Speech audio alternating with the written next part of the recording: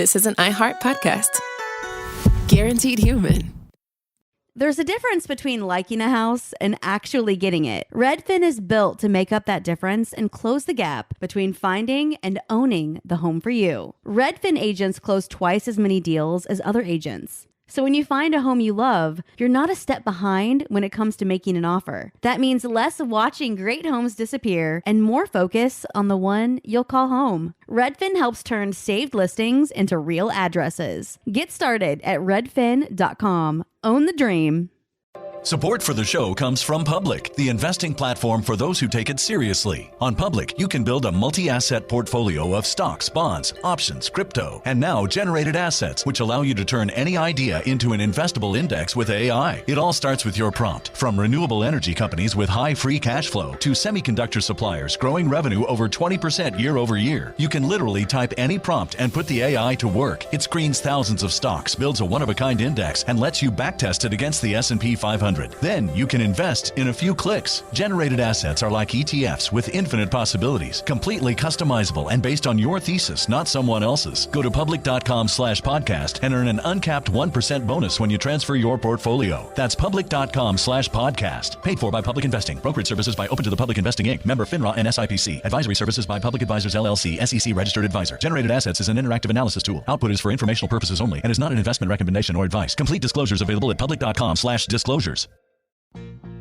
Life gets messy. Spills, stains, pet accidents, and kid chaos.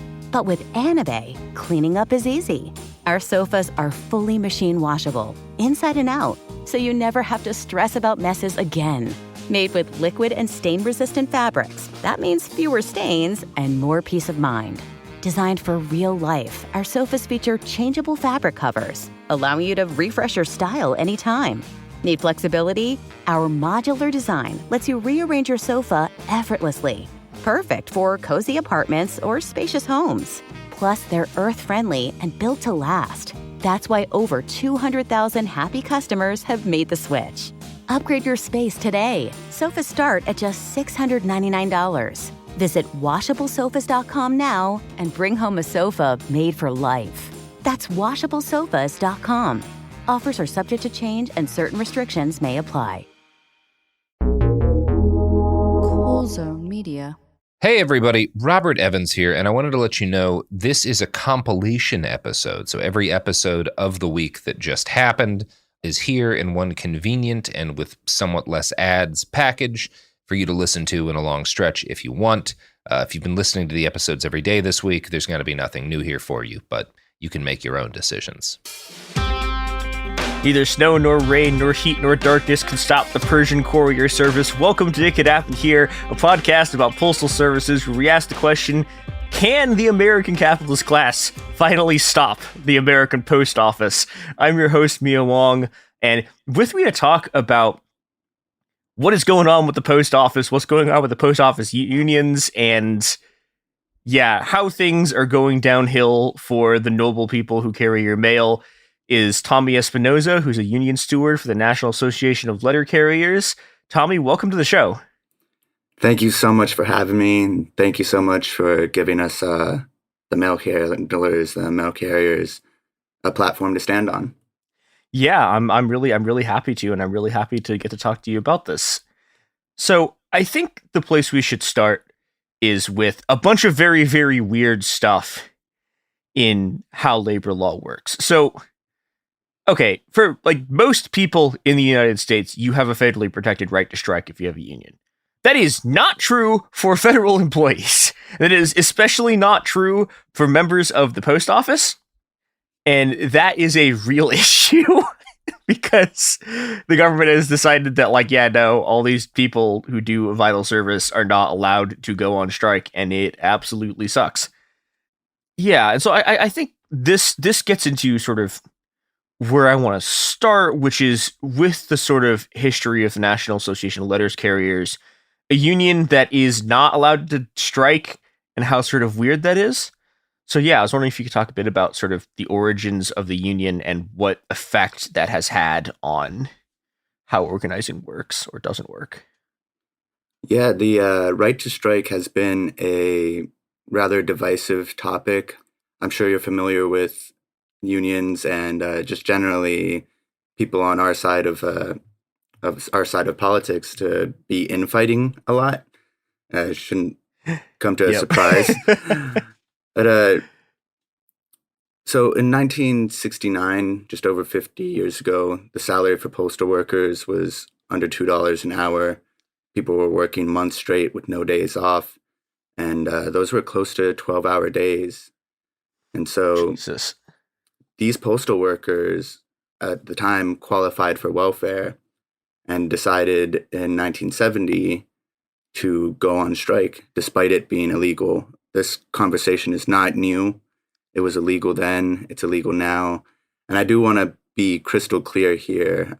I am not advocating for a strike. That would also be against the law. And we don't advocate for anything that's against the law. What I do want to advocate for is the right to strike, because being quasi-federal, there's a lot of limitations in what the NALC and the General Postal Unions are able to do. In total, there are 9 bargaining agreements and 7 unions within the post office, some of which are the managers' union, so take that as it is. Yeah, on top of not being able to strike, none of our money that we collect as union dues can be used for lobbying purposes, so they can't support a single candidate or any of the parties involved. We have a separate fund for that with the NALC called the Letter Carriers Political Fund to try and circumvent the restrictions that are put on there. And as a result of that, it's like we're fighting with our hands tied behind our back. We are unable to organize effectively. Our union leadership seems to be afraid of protests and picketing for fear that it'll be misconstrued or labeled as a strike. And they're, I think, generally afraid of public opinion. Yeah, that's a debilitating set of conditions, because you've effectively taken away sort of the two major tools that, unions of basically across all political stripes use, right? You've taken away the ability to strike. You've taken away the ability to use your dues money to influence elections. So this immediately means you've taken away the tool that sort of militant unions use, which is strikes, and you've taken away the tools that more conservative unions use, which is attempting to buy politicians. And then also your leadership is like, we can't strike. We can't protest because someone might think it's a strike or the public might get mad at us. And it's like, that doesn't seem, I don't know. It really seems like it's not only have you tied both hands behind your back, you've like tied them behind your back to your legs and you're now rolling around on the ground. Right. And to talk about what happens when we push past all of these barriers and just do it anyways. In March 1970, 210,000 postal workers defied law, defied the general leadership of the time. And it all started in New York, where people clocked in, and at 9 o'clock, they just walked out. Soon, it was Cleveland, Chicago, Los Angeles. The nation joined very shortly after, once it broke the news that they were calling for a national strike. Nixon called in the National Guard to try and deliver mail. And the National Guard had no idea what they were doing. There's an amazing video that I'll try and send you afterwards. It's just the National Guard at our cases where we sort the mail, and an interviewer is asking him, "Do you think that you're doing a good job?" He's just like, "No, it's just some kid, And I don't get me wrong, I'm just some guy, but you need the training, you need to know what you're doing, and it's not something that anyone can pick up in a day, but it's a job that anyone can do. But yeah, for the first time, the mail had stopped, and that won us collective bargaining, binding arbitration, which is a process that I think most people within unions know what they mean, but to explain it, arbitration is what happens when our parties cannot agree on a settlement for a grievance, and eventually we call in a third party, an arbitrator, to decide for us, and those are generally lawyers. on top of binding arbitration, it gave us a new pay scale and set in motion, I think, over, it's got to be hundreds of raises between the COLAs and the new pay table. It used to be 21 years for you to reach the top pay scale, which is absolutely ridiculous. And now I think it's about 8. Yeah. So the post office was forced to reorganize, and so was the union. This is where the American Postal Workers Union was born. And from this strike, we were able to settle on the national agreement. So there's the national agreement, which is our binding contract. There's the JCAM, which is the Joint Contract Administration Manual, which is what the post office and the union use as the interpretation of the contract. That way we are not arguing and spending time about what the contract could mean. We can just focus on whether or not someone broke our agreement. Mm-hmm. So after this, one would imagine that a quasi-federal institution would honor the contract that was created, bargain in good faith, and treat their employees fairly. Isn't that right? Yeah, no. This is spoken like someone who has never watched the federal government in action. Yeah, absolutely not. Before we get into issues that we face today, I do want to say that one of the main goals of our contract negotiations, or of this episode really, is to create public knowledge of how our contract is not being adhered to. If there was one main goal that I'd have in mind, is just to have the post office honor what they signed and agreed to do. Yeah, I mean, this is something that it's a part of being in a union that doesn't get talked about very much, which is that the contract doesn't mean anything unless the union enforces it. Because the moment the contract happens, the bosses will attempt to not abide by it. And this is what a lot of union militancy back in the sort of heyday of militancy was. I mean, like, you know, if you look at like how the UAW worked in like the 60s, right? They'd have a guy with a whistle standing on the line. And if someone did a contract violation, he would blow the whistle and everyone would just sit down. And you'd immediately have a strike, right? And it you know, and like that level of militancy, you don't need to like be at that level to enforce a contract, but you have to actually be willing to do stuff and to fight management over it. And if you're not willing to do that, your contract is effectively meaningless. And that's a real issue with a lot of unions. Which just kind of circles back to one of the big issues that we face, is that if we were to do that, that would be a willful delay of mail, and we could be charged for it just for trying to enforce the contract. Yep. Yeah. Which the thing I think is really interesting, just to circle back to the 1970s strike, is that, so the strike was illegal, right? Nixon brings in the Army and the National Guard to break it, and the strike still wins. And not only does it, you know, I mean, you could argue whether it achieved total victory, but not a single person who walked off the line got arrested, even though all of them technically committed a crime. And that's something that, like, you know, I think. Okay. The enforcement of laws depends on sort of the depends on a set of relative balance of forces and whether people care about enforcing the law, which is how, like, for example, like if you pirate like 7 movies and you get 3 copyright strikes, you go to prison, but you know, like the Sam Altman or whatever, like AI company can literally steal everything on the entire internet and get money for it, and no one will ever prosecute him, right? And so you know, whether or not something is illegal is to a large extent, or the difference between something being illegal and you going to prison for it largely has to do with the balance of forces involved. And that's something that you should keep in mind when, and this is the thing that cuts the other way a lot too, right? Like a lot, like employers just do illegal actions literally all the time, and it doesn't matter because the state doesn't care. Yeah, by and large, labor laws in America are set up in favor of the businesses, of the employers.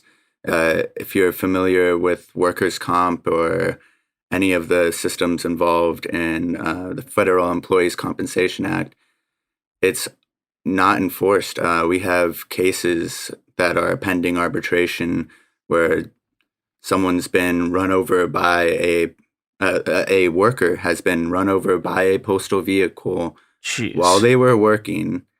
The post office effectively takes them off of payroll to increase the damage done to the individual. Eventually, the Department of Labor says, yes, we will pay this individual, and the post office is liable to pay them. But now they are off the rolls, which means there's a greater period of time before this individual gets their money.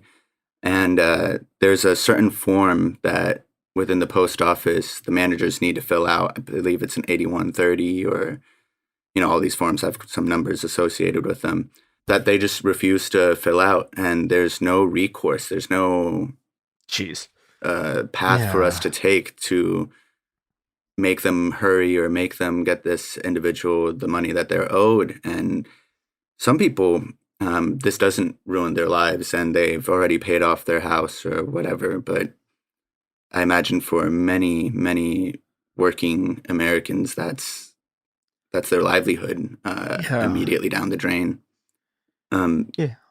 Unfortunately, we need to go to ads for a little bit because, unfortunately, my boss's livelihood depends on these ads. Mine technically does too, but Lord knows I don't see that money.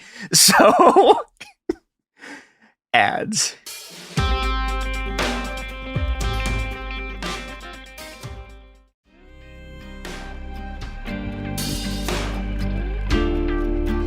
And we are back. And yeah, I guess that leads into the next place you want to go to, which is talking about what are the specific grievances today that y'all are dealing with and the union is not dealing with? Right. So in terms of grievances within the union and our negotiation, a lot of it does have to do with the aforementioned workers' compensation. Employees are just simply not getting paid. I think the biggest problem with the union and the grievance procedure today is that management has figured out this really effective strategy. If they don't settle on the lower levels and it gets pushed up to arbitration, then we have a massive backlog of cases pending arbitration, which could be scheduled years out. Yeah. I think if you do the math for our current rate of handling these cases and how many cases we have, it'll take around 15 years to get through them all. Jesus Christ. And that's assuming there's no new ones. Yeah. That's when you go to a restaurant and there's that little stanchion out there that says it's a 5-hour wait from this point. That's the point that we're at. Anything beyond today will be further along. Jesus Christ. And so I think that is just a major problem for us, clearly. Yeah. Management just not complying with any of this, and it makes it so that our employees have to wait. Something I do want to talk about that's outside of the grievance procedure, if we can, is of course. Just what's going on with the post office and the Postmaster General. Yeah. All right, so I want to go at this from the customer perspective first, because I think that's the best way to relate to people. I think by and large, people are losing faith in the post office. Either you have no idea what's going on or you don't care, and that's fine. I'd say before I joined, I didn't think of them at all. They're just the guy that shows up at my house every morning. A lot of people seem to think that the post office is going out of business, and our customers are facing increasingly long lines, misdelivered or lost mail, and an increase in postage for a service that is getting worse. People are paying more for worse service. And it's easy to point out those issues from the outside and be rightfully upset at them. I do feel like we're doing a disservice to our customers, and I'm not trying to attack them when I say that they're uninformed or clueless to the inner workings of the post office. I do directly want to attack Congress and say that Yeah. when they had pushed forward a bill called the Postal Accountability and Enhancement Act in 2006, which required the post office to pre-fund 100% of its retiree health benefits and liabilities 75 years into the future. What? So overnight, the post office was handed a $5.5 billion burden. And that's where the whole, I don't know if you remember, I certainly wasn't conscious of it at the time, the Save Our Post Office stickers that were being sold and trying to fund the post office. And really, that's where the rhetoric of the post office is going under comes from. The other thing I want to point out is that we are quasi-federal. We actually accept nothing from taxpayer monies. It says it's a service, but really the post office is ran as a business. We don't even get subsidized because they don't need to. My local union president loves to remind us that the post office is a business that has a revenue of $78.2 billion. And he'll want me to stress that the 0.2 is extremely important because 0.2 of a billion is 20 million. They are not in jeopardy. We are not going out of business. And the Postmaster General, Louis DeJoy, he's the second highest paid public servant in America, just underneath the President of the United States. So he's paid more than Clarence Thomas. Wow. Yeah, I think it was like $380,000 a year or something like that. DeJoy was appointed by Donald Trump. I'm assuming this is kind of a baseless assumption, so forgive me on not doing my research here, but I'm assuming that they're buddies because DeJoy has no idea. Yeah, wasn't he the guy that Trump brought in like specifically to destroy the post office as part of the campaign to steal the election? Yeah, so there's been a lot about DeJoy defrauding the election process. I wasn't part of the post office to see the inner workings of it, so it's kind of hard for me to say if it was hearsay or not.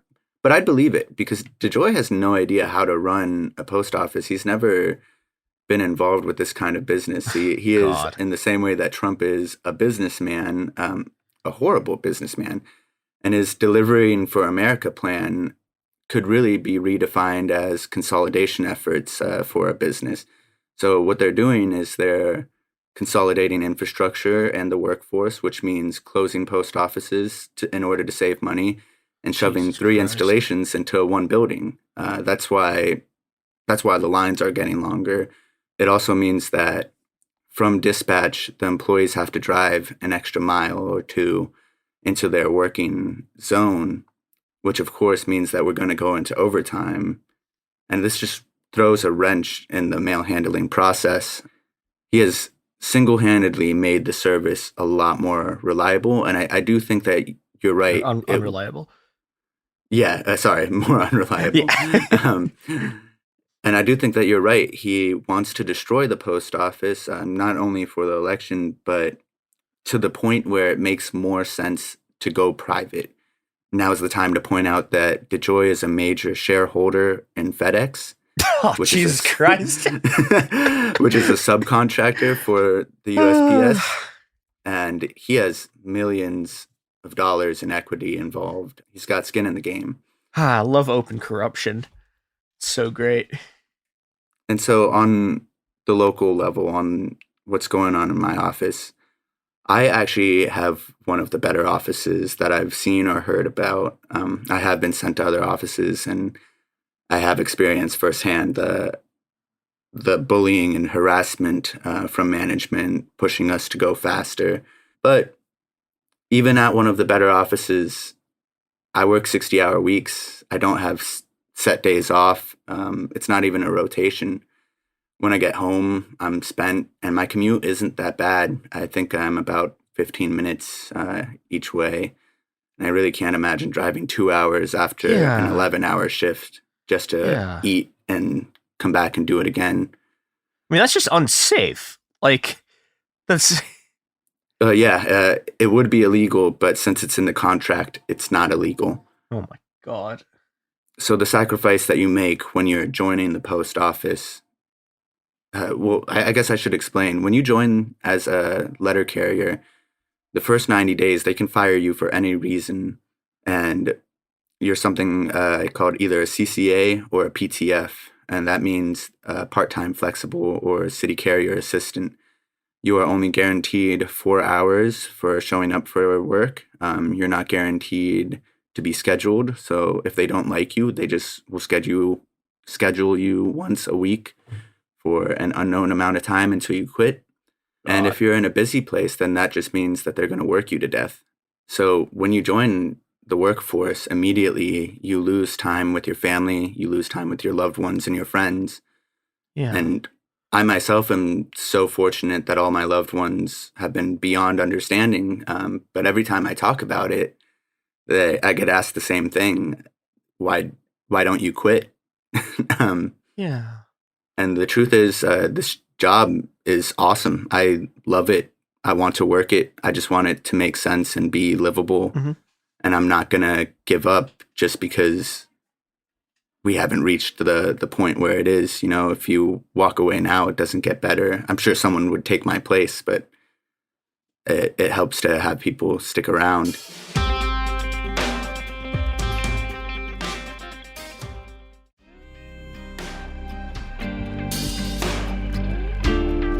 That's actually a pretty common. I mean, this is one of Amazon's strategy, right? For their warehouses, they intentionally want to cycle through people, because the more new people you have continuously cycling through, the less organized and the less sort of like less knowledge they have, the less you have to pay them, et cetera, et cetera, et cetera.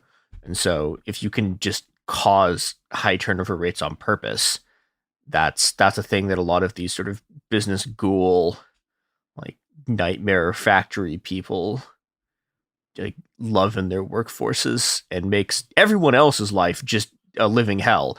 But you know, they're still getting paid.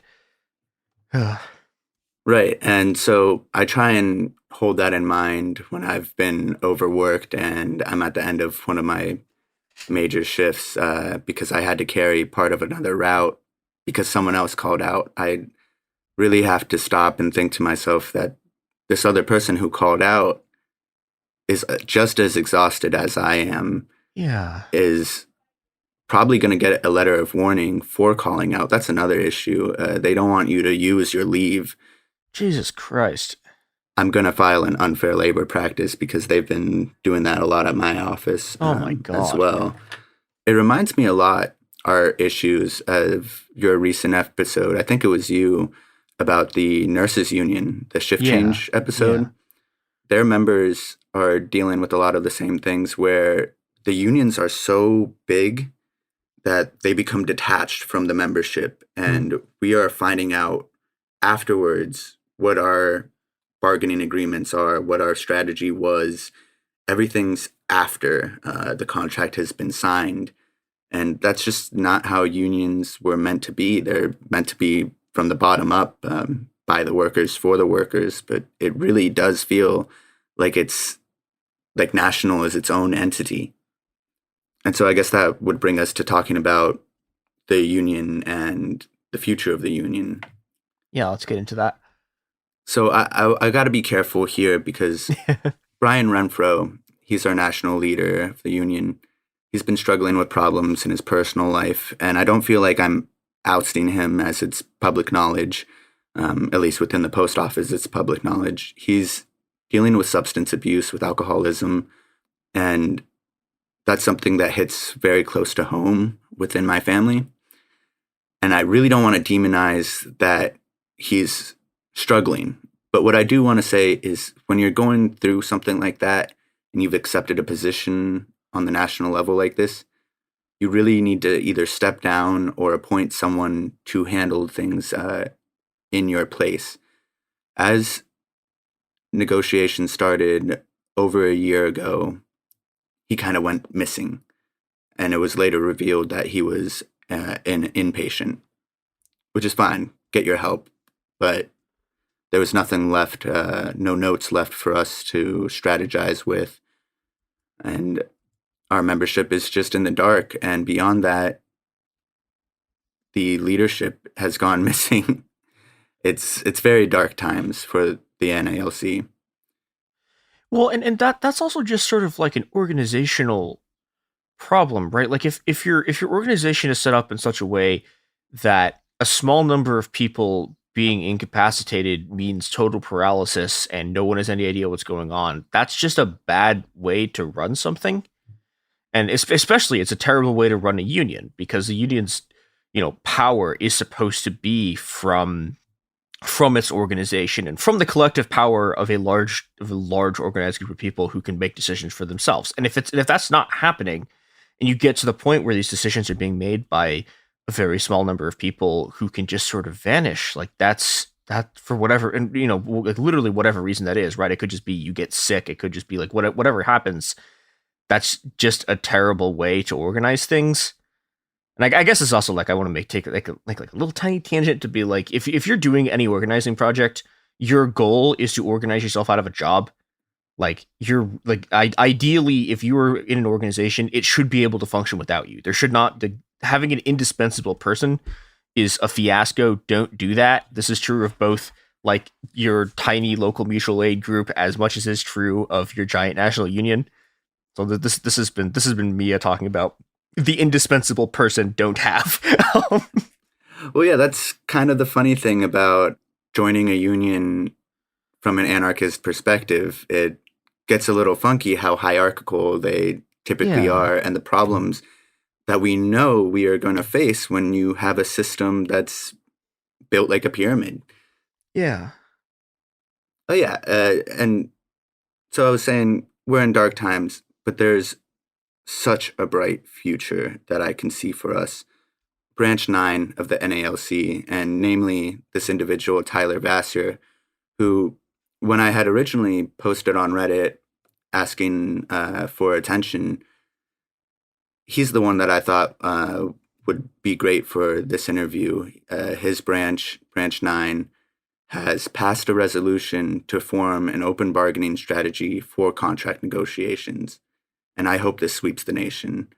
We're not allowed to strike, as I've mentioned, and our leadership is so shy when it comes to activism or mobilization of the workforce. They don't want to touch the topic. The closest thing we have to it is a rally that is Enough is Enough, that's being held in Baltimore soon, about the violence that's being done to postal workers. We're being robbed and we're being harassed. But even then, we're missing a large chunk of the danger that is posed to postal workers. Because yes, we're being robbed on the streets, but we're also being bullied and harassed inside of our workplaces by management, by the people who are supposed to empower us to do the job effectively. And so they don't want to touch the topic of a strike, I think, for fear of retaliation. But to me, pushing for the right to strike is I'm not sure how to word this. It is such an important part of the NALC's identity, the postal strike of 1970, that it seems silly to ignore it today and pretend like it didn't happen. So for the future, I think that activism is our key to success. I think that the old heads that lead our union come from a time where unions were frowned upon, where activism was frowned upon.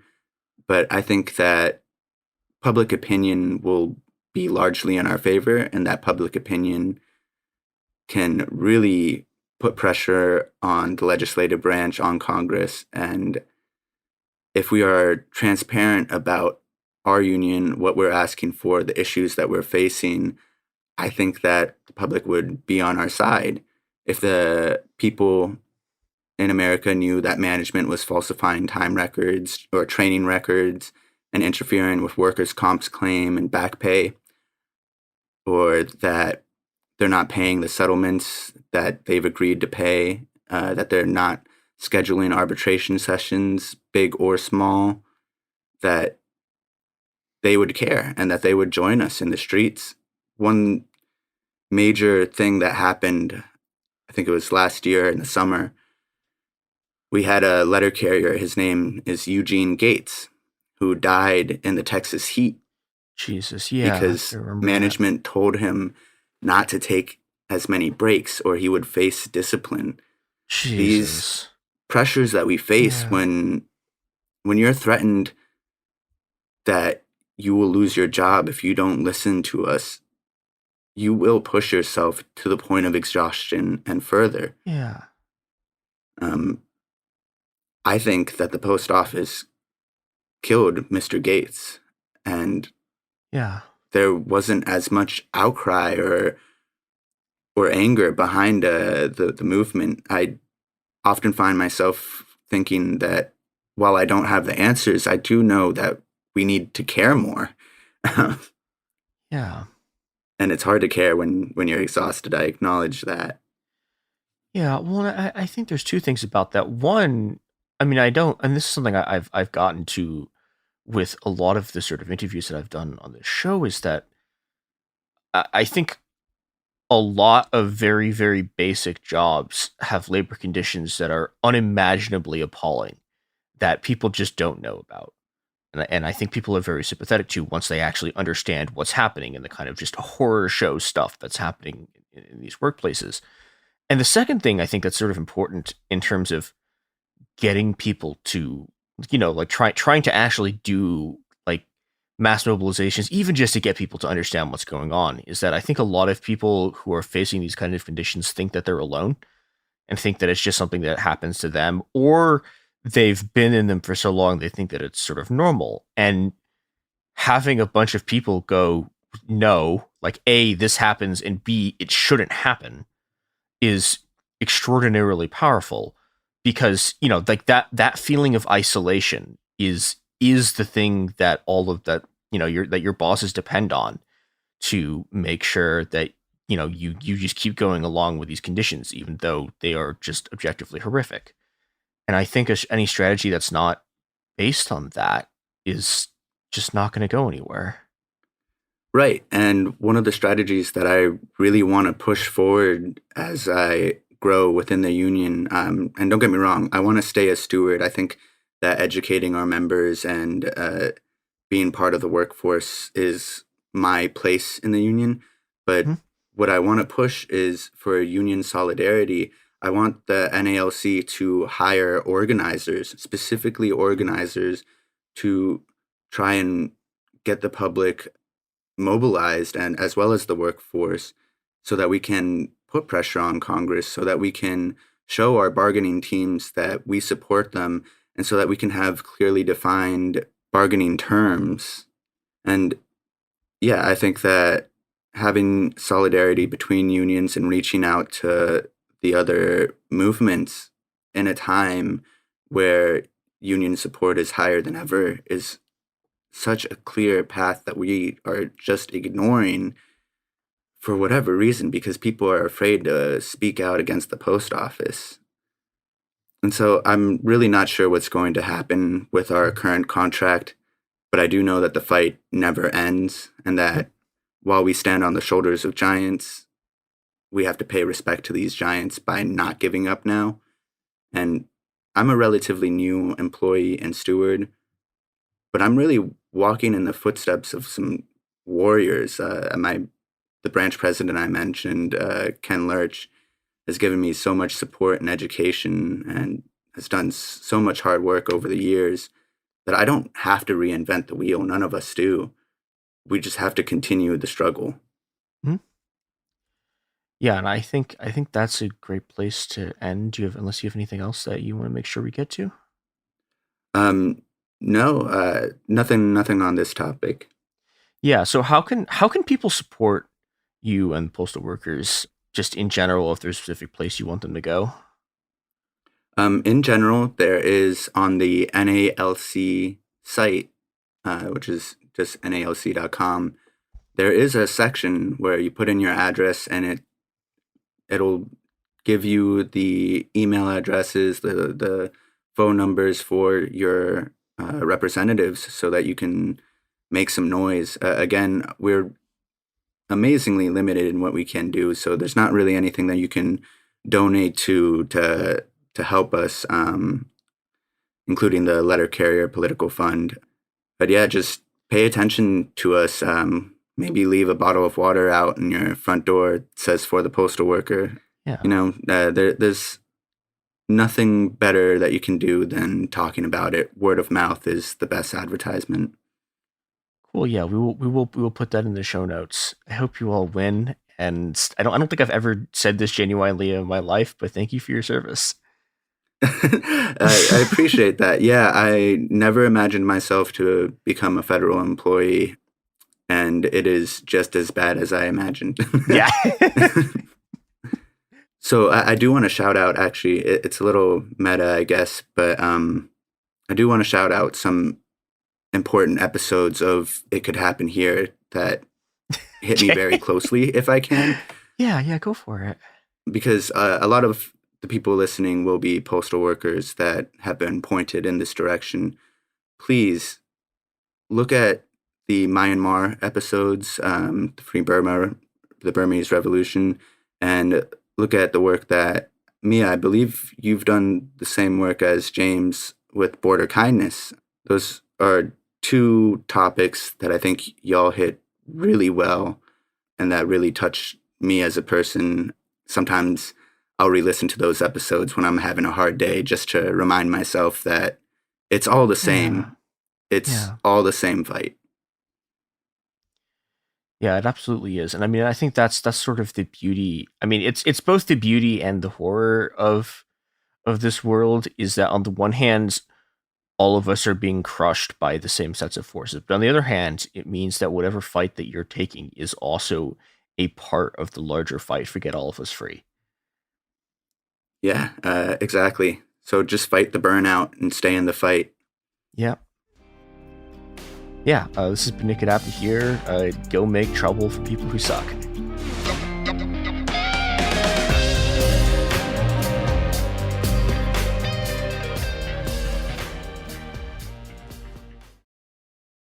Support for the show comes from Public, the investing platform for those who take it seriously. On Public, you can build a multi-asset portfolio of stocks, bonds, options, crypto, and now generated assets, which allow you to turn any idea into an investable index with AI. It all starts with your prompt. From renewable energy companies with high free cash flow to semiconductor suppliers growing revenue over 20% year over year, you can literally type any prompt and put the AI to work. It screens thousands of stocks, builds a one-of-a-kind index, and lets you backtest it against the S&P 500. Then you can invest in a few clicks. Generated assets are like ETFs with infinite possibilities, completely customizable and based on your thesis, not someone else's. Go to public.com/podcast and earn an uncapped 1% bonus when you transfer your portfolio. That's public.com/podcast. Paid for by Public Investing. Brokerage services by Open to the Public Investing Inc. Member FINRA and SIPC. Advisory services by Public Advisors LLC, SEC registered advisor. Generated assets is an interactive analysis tool. Output is for informational purposes only and is not an investment recommendation or advice. Complete disclosures available at public.com/disclosures.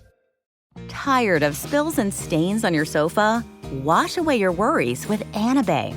Anabei is the only machine washable sofa inside and out, where designer quality meets budget-friendly prices. That's right, sofas start at just $699. Enjoy a no-risk experience with pet-friendly, stain-resistant, and changeable slip covers made with performance fabric. Experience cloud-like comfort with high-resilience foam that's hypoallergenic and never needs fluffing. The sturdy steel frame ensures longevity, and the modular pieces can be rearranged anytime. Shop WashableSofas.com for up to 60% off site-wide, backed by a 30-day satisfaction guarantee. If you're not absolutely in love, send it back for a full refund. No return shipping or restocking fees. Every penny back. Upgrade now at WashableSofas.com. Offers are subject to change, and certain restrictions may apply. Let's talk about modern home shopping. It's sort of become a fun side hobby, right?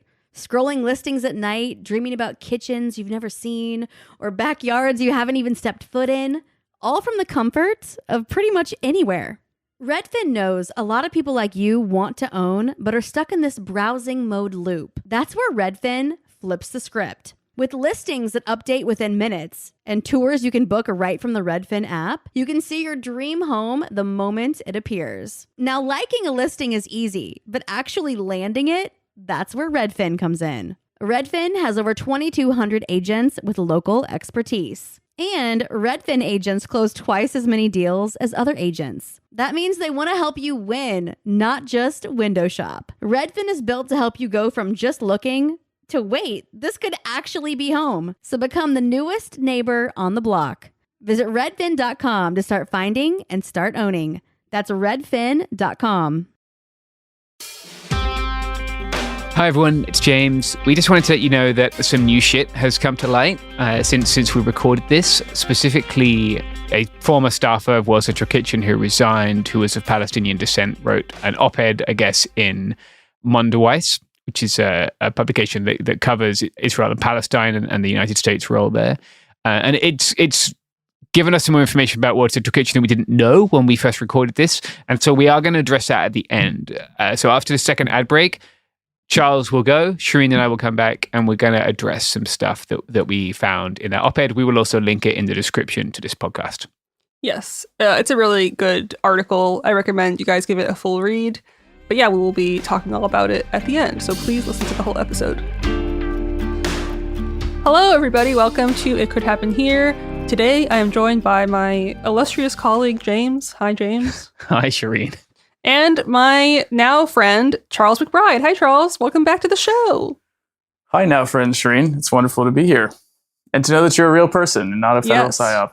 Yeah. Fun fact, I have met Charles in person, but I have not met James in person. And I think that's pretty funny. That's why I got colleague and Charles got friend. No, I don't think we're not taking notes over here, don't Shireen. read into that. Don't read into that. Okay. Already have. We're talking about World Central Kitchen and the tragedy that happened last week in which 7 aid workers were killed. Both of these gentlemen have personal experience with the organization, so I thought it would be good to talk about. But James, take it away. Okay. So yeah, I think we should maybe start off. Charles, you and I have both seen World Central Kitchen in different places. Like my longest experience with them was starting in 2018 in Tijuana, right, when we were trying to feed people who were part of a caravan of migrants who had arrived right before the midterms. And what was a relatively normal thing became a really big political sort of football, which resulted in the people remember like people being tear gassed in Mexico from inside the United States, people being held first in a baseball stadium and then in an old strip club, which was really gross. And there being essentially no NGO presence at first, and then mutual aid presence, and then World Central Kitchen were one of the first people to show up and cook for people. And like at this point, there was a really dire need for food. Like I have this vivid memory of 3 of my friends and I riding in the bed of a pickup truck into this refugee camp, and people just mobbing for food and water, and like people were good about like not stamping on children once we stopped, but like I was really worried there was going to be a crash. People were very hungry and very thirsty, and I had just had massive respect for people showing up and just being like, we are people who cook food, and what we're here to do is cook food, and these people are hungry, so we're going to give it to them. And so I've always been admiring of their work since then. And I wonder, Charles, like what your sort of initial experience was with them, and if you could describe like sort of what sort of work you've seen them doing. Yeah. So first experience that I had with World Central Kitchen was actually hands-off. It was when my friends and we created this thing 4 years ago called the FarmLink Project, which is a food rescue organization. It basically finds food that's going to waste on farms and pays the wages of the truckers and the drivers to transport the food to food banks that are overworked. We sort of tagged in with World Central Kitchen in the beginning of COVID and talked with them a little bit, but there was never any official partnership. Some of their comms people gave us advice. Some of their fundraising people gave us advice. First time I ever saw them in operation was coming into the Zhytomyr train station week 2 of the Ukraine war. And they were the organization feeding all the refugees coming in. It was a bunch of people in World Central Kitchen. And and the thing I noticed was none of them were speaking English. They were all speaking Polish and Ukrainian or Russian. And I started to realize this is an organization that knows how to mobilize a local population and a local response as a part of their thing. And that's something I really noticed when almost a year later, I flew from Ukraine to Turkey when a 7.5 magnitude earthquake went through southeastern Turkey, Kurdistan. And I flew into Adana and then basically linked up with the World Central Kitchen people in the city of Osmaniye. And one of the things I noticed was how quickly they were able to get into Syria when nobody else was getting into Syria. And the reason is because it's just chefs. It's just using chefs in restaurants in places where they already exist. Every place in the world has chefs and restaurants. And Jose Andres has this amazing quote that I really like. He says, everyone already works for World Central Kitchen. They just don't know it yet. And I saw that in action. I saw all these kitchens transformed into, shelters and food distribution sites. And I got to work alongside their team. So my project, I was trying to fundraise for heaters and blankets to heat the Afad tents in the affected regions in Kurdistan, in the Kurdish villages on the border with Syria, because it was still very cold at that time, and there was not adequate attention paid to that.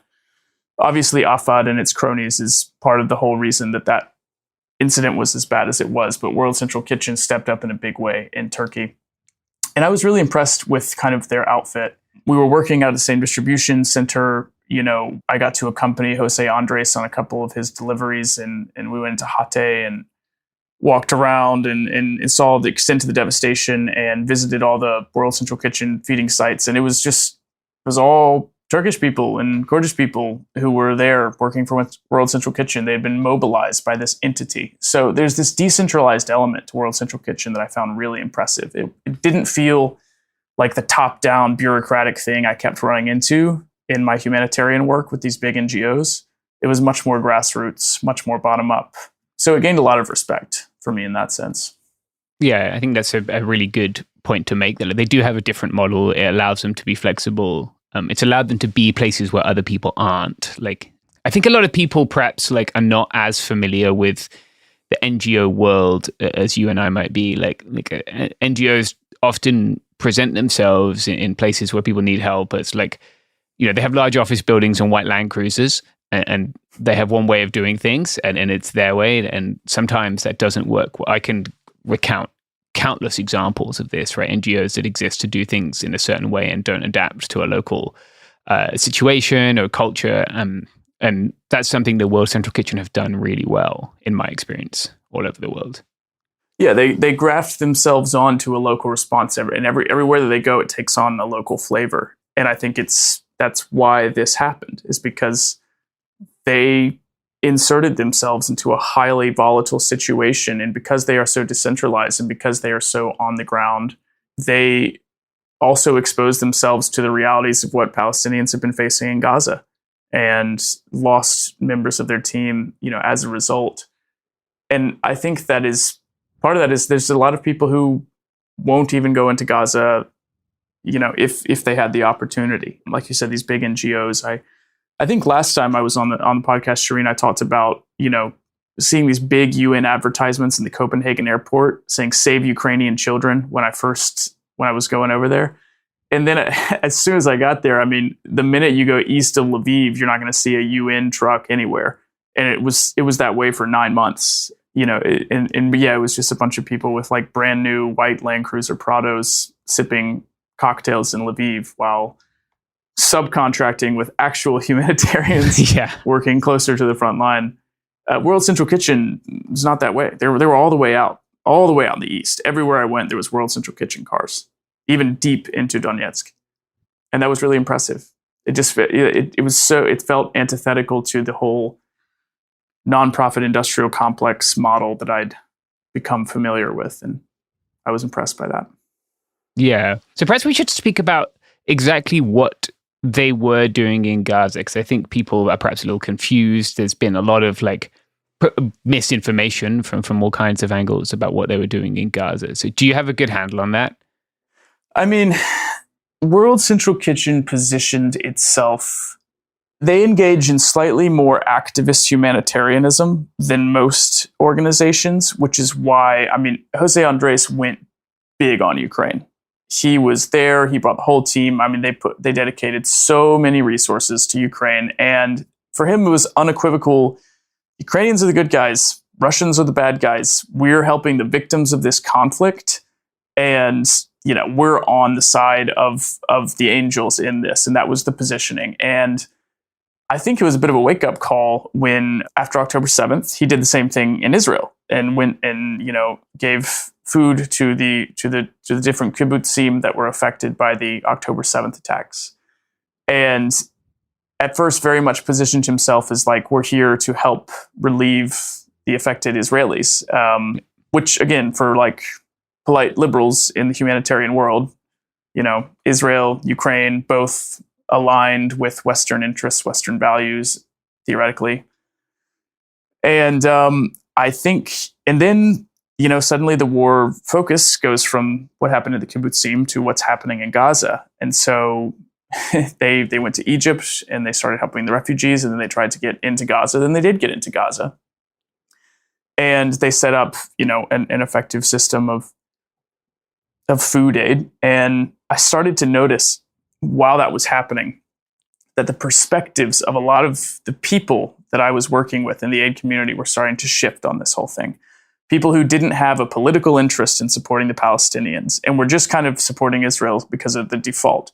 When they actually went to Gaza, they started to really change their tune. And you see this a little bit with Jose Andres as well.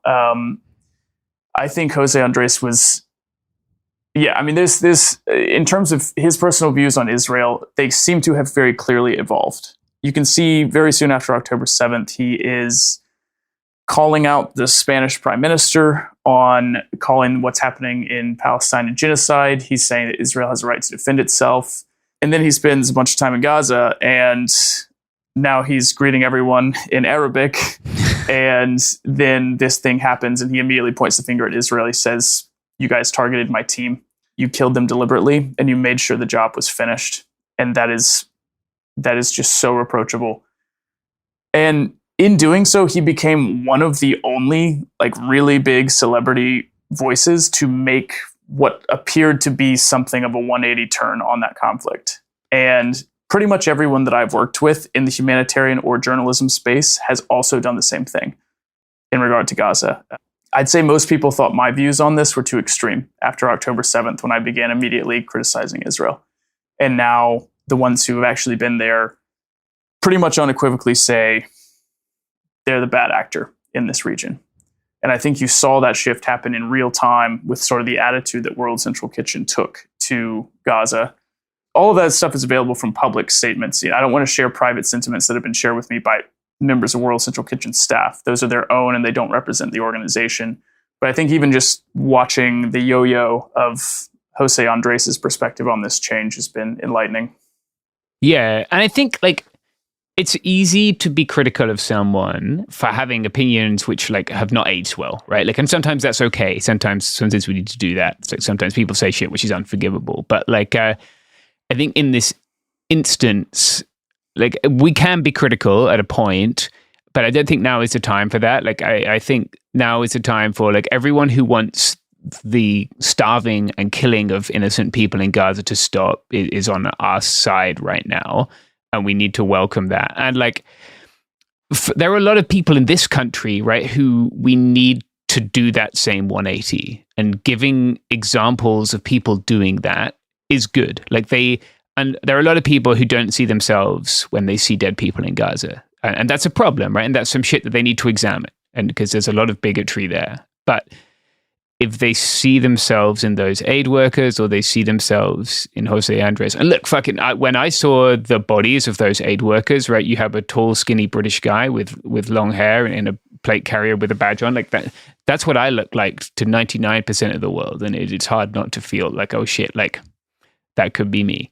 And I have, I feel like I have a lot of empathy for people in Gaza. I have friends in Gaza. We speak to them on the podcast. Shireen and I spoke to them last week. But whatever it takes for those people to change their opinions right now is what we need.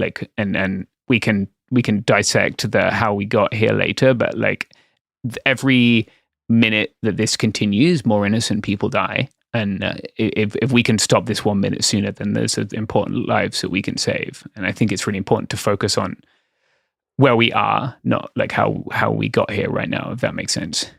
As far as global conflicts go, I believe it's like 224 aid workers have died in Gaza, which is not a normal number in any kind of war.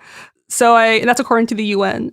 Yeah, 100 journalists, right? Like there is one person I can think of who has worked with in Gaza who is still alive. Everyone I know has lost family members. And that's just my tiny slice. You know, I'm by no means as affected by this as most people. But yeah 3 times as many children have died since October in Gaza as are normally killed in conflicts in a year worldwide. Mm-hmm. Like, it's fucking horrific.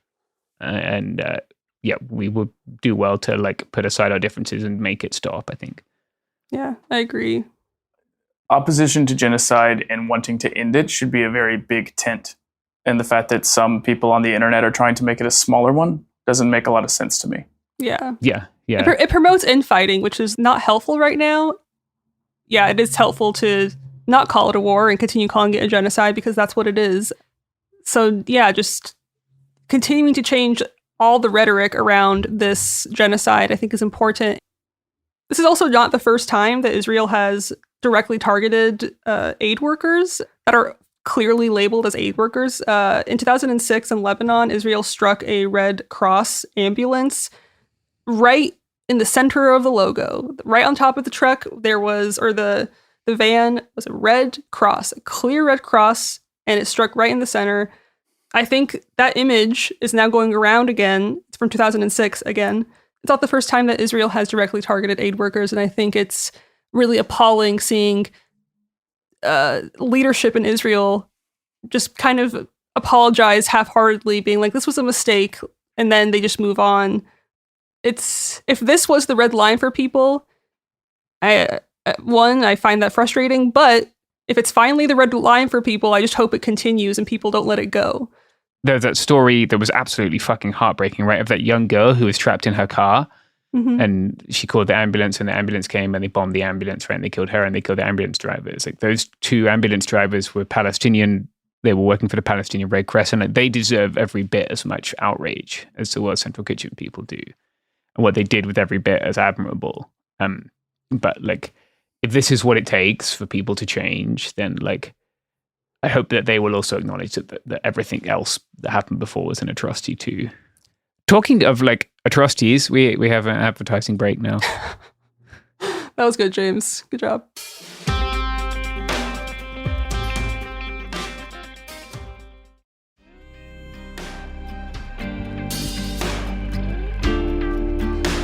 And we're back. Charles, you recently got some online attention for a video that you posted that was highlighting the vast imbalance of attention that the targeted assassination of the aid workers got in comparison to the murder and genocide of Palestinians. Specifically, people were talking about how there was also a Palestinian driver who was murdered along with the aid workers, and his name was not getting mentioned. His name is Saif Issam Abu Taha. And just a reminder of how frustrating it is that this had to be the red line for people. There are over 33,000 people in Gaza who have been murdered, nearly half of which are children. There are probably thousands more who are trapped under the rubble, and other thousands that are just unaccounted for because of the bombing of hospitals and the lack of records.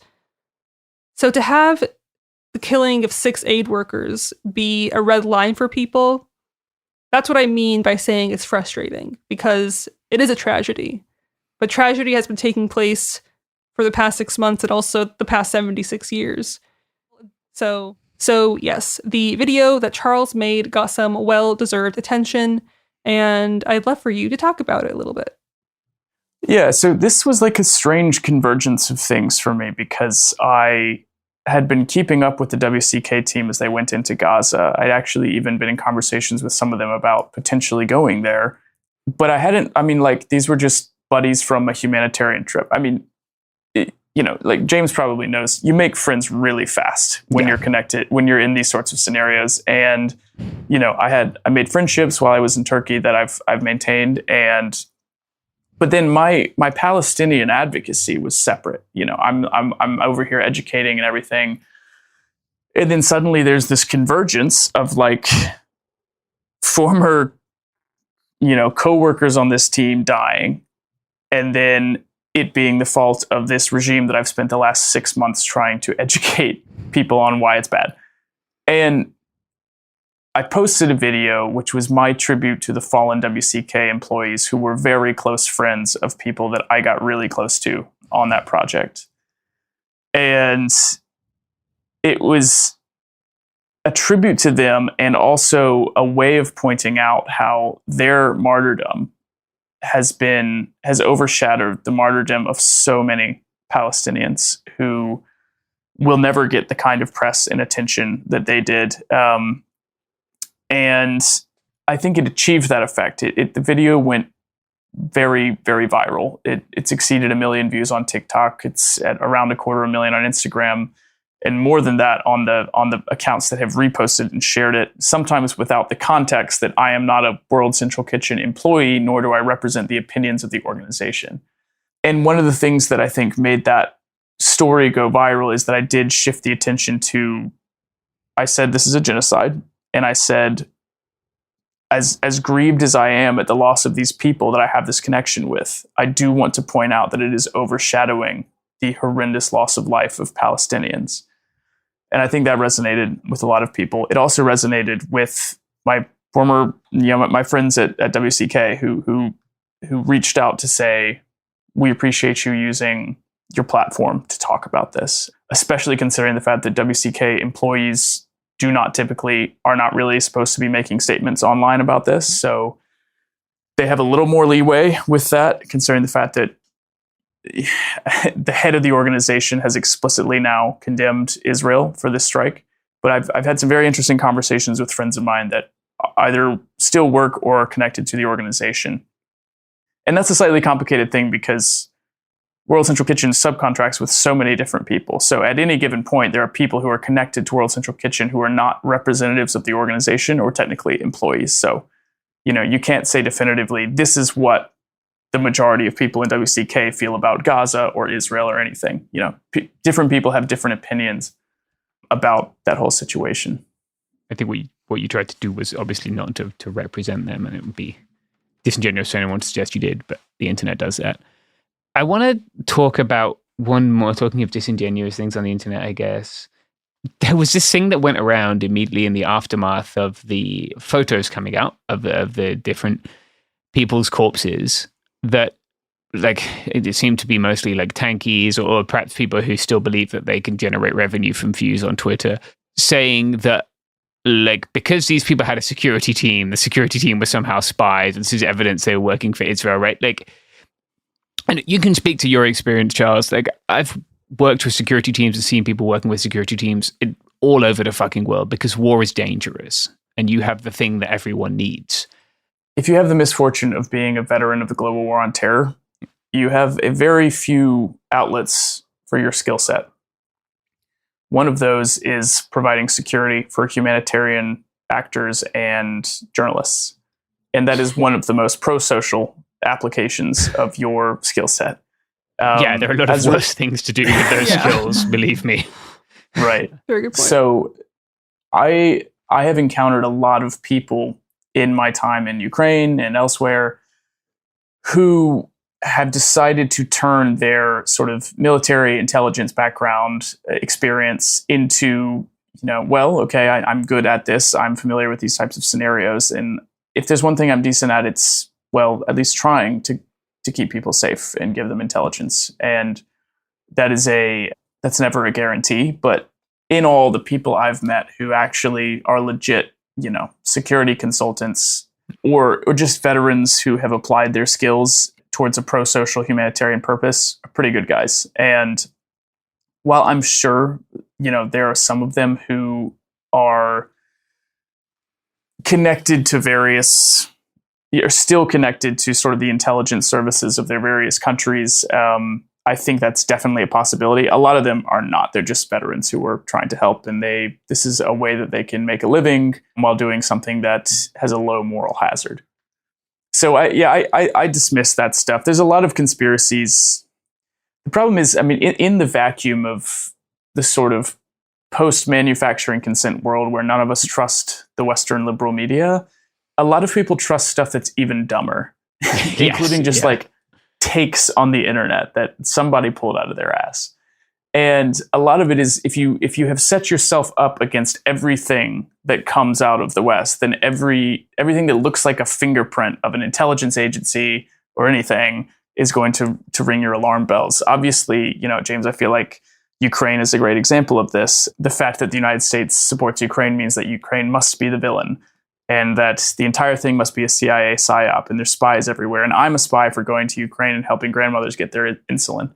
All of those things have been said about Ukraine, about me, about, that sort of thing.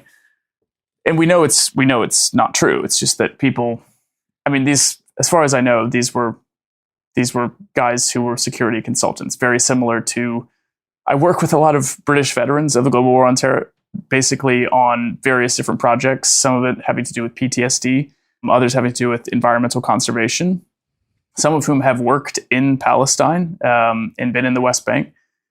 And I think Brits, by and large, have a more sane perspective on Palestine than people in the US do. I've just noticed that there are like fewer ultra-Zionist Brits than Americans. I think our politics is less dominated by that perspective. There are ultra-Zionist British people, but yeah, it's also just, I think, a little bit harder to live a life in Britain where you don't know, if not Palestinian people, Arab people and Muslim people, right? And that complete demonization and dehumanization of Muslim people that the Western media did for 20 years to manufacture consent for war that wasn't about weapons of mass destruction or women in Afghanistan. Right? It doesn't stick the landing quite so well when like you have friends and you can kind of see through the nonsense. Yeah. Well, also, I think the percentage of like evangelical Christians was probably much less. And I feel yeah, like no that's one's the breeding a majority. fucking red cow in Yeah. England to take it to this third temple that I know of. That was one of the things I was going to point out is I don't think you even have to know, like, to be a Zionist, you don't even have to know Jewish people in the U.S. I was raised an ultra-Zionist without knowing a single Jewish family because I came from an evangelical community in South Carolina that was very Christo-nationalist, very kind of culturally dispensationalist, even though my family wasn't dispensationalist. It was all about end times, you support Israel because that's where Jesus is going to come back. So yeah, I remember, I mean, we even had like fake Passover ceremonies in our church. God, this is bringing up some interesting Yeah, into the trauma box. But truly, I mean, one of my early sort of, I would say I was completely anti-Zionist before I was even a leftist. And part of that reason was because I got to know a Palestinian friend in Washington, D.C. while sharing a desk with an Israeli conservative and a liberal Zionist. Wow, that is. And yeah, It's like a joke. Like these people walk into a bar. That's yeah. a crazy trio of people. So I think I got pilled on Palestine. Part of it was because like I was a history major in college, so I learned historiography. I just never applied historiography to the Israel-Palestine conflict. And then having these two voices in my ear while like living and working in DC, I was like, oh, I need to actually look into this.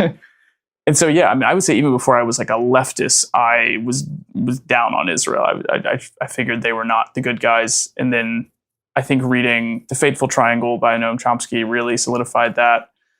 And obviously, Ilan Pappé kind of was the nail in the coffin for me.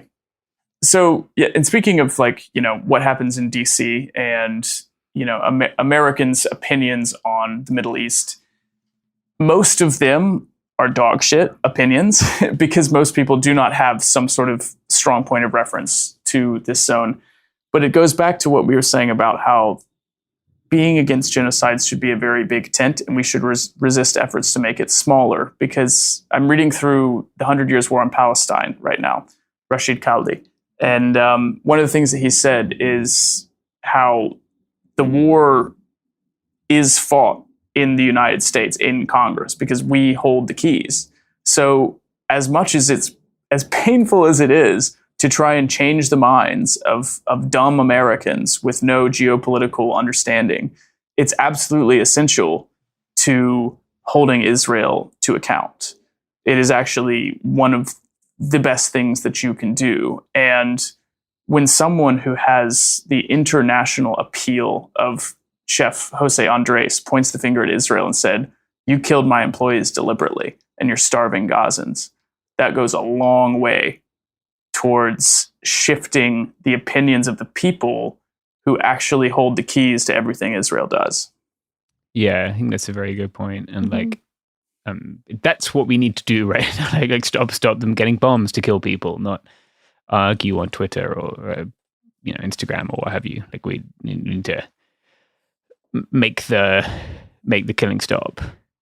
I wonder, like, you spoke, Charles, about knowing people. I know World Central Kitchen are no longer working in Gaza for the time being. From what is that still correct? They've publicly announced that they're scaling back their efforts. Yes, I'm not sure if they're going to totally close down their operation. I think right now they're probably trying to reconsider their security protocols before making another step. Yeah, I mean, I don't really know what, as there are things, of course, but like they did attempt to deconflict, I guess, and they were using a road which is designated for the use that they were using it for. And I mean, Israel knew where they were. They have to report where they are. So, I mean, it would be fucking crazy if Israel attacked aid workers again right now. But also, it's Israel. I mean, yeah. Also, they've done craisier things. Yeah. But can we dwell on that for a second? Like, Israel constantly boasts about its ISR capabilities. Mm-hmm. In ISR is intelligence, surveillance, and reconnaissance. So, Israel is constantly reassuring people that it is doing everything it can to avoid civilian casualties. It talks about its chain of command for approval. And in light of that, none of the things that they've said about this make any sense whatsoever. Because if their protocols, because they're either, it's like they can't decide what they're trying to gaslight the world into believing. Every claim that they're making is muddling what they're trying to get the world to believe about them. And it just gives everyone the distinct impression that they're recklessly incompetent, lying, evil, or potentially all three. Mm-hmm. Right. Like, even if you look, because I don't know why, this is the thing that I do. I was looking at trying to work out what munition Israel had used, right, to destroy those vehicles. And Israel they have a number of different sort of munitions that they could have used. But one of the things that they do, and the US does it too, but it's a bigger thing with Israel, is that they have inert or low yield Hellfire munitions, so guided munitions that are fired from a helicopter or a drone. And they use them to do a thing that they call roof knocking, right? Which sounds maybe like you're knocking on someone's roof. What you're doing is sending a missile through somebody's roof. And that is the means by which you alert them to evacuate the building because you're planning a larger strike. That in itself, we have this great ISR capability. And what do we do with it? We launch missiles into the homes of civilians, and then hopefully they will run away in fear for their lives so that more of them don't die when we blow up that block 10 minutes later. It's just, you have to look at what's happening, not what's being said, I guess. But no, they're absolutely allergic to accountability. And I think you can see just how far they're scrambling now because they've been able to get away with so much for so long. And their excuses are falling apart because they're alternatively depicting themselves as a highly disciplined and professional, army, or that they're just making mistakes because it's war and that people should get off their back because no one holds anyone else to the same standard that they hold Israel. So it's which is it? What are you trying to get the world to believe? Are you either this crack disciplined unit with a very sophisticated chain of command and an AI software that you're really proud of for targeting? Or is this the fog of war and you're just making mistakes and everyone makes mistakes and we should get off your back for it? Because you can't have it both ways. Yeah. The civilian casualties are too high for you to have it both ways. So either you are making mistakes and too many people are getting killed and you're violating the laws of rule, or you're doing it deliberately, which is worse. Yeah. People can make up their own minds, I guess. Charles, thank you so much for joining us today. I really respect all the work you do, and I am grateful that you have shared your voice with our audience once again. Where can people find you on the internet if you want to be found? Thank you, Shreen. Yeah, you can find me pretty much everywhere except Twitter with Charles McBride, and that's McBride with a Y rather than an I. It's on Substack, Instagram, TikTok, and my website, charlesmcbride.com, will be live at this point. Nice. When this episode drops. So, if you want to support the humanitarian work I've been involved in Ukraine, you can support Mission Kharkiv. On Instagram, it's mission.kharkiv. And their website is missionkharkiv.com. And if you're looking for an org that is already working in Gaza to provide life-saving aid in the wake of, UNRWA being gone, World Central Kitchen now pulling out, ANERA pulling out, Global Empowerment Mission is still there and still fulfilling a lot of the same functions that those organizations were doing. Thank you so much, Charles.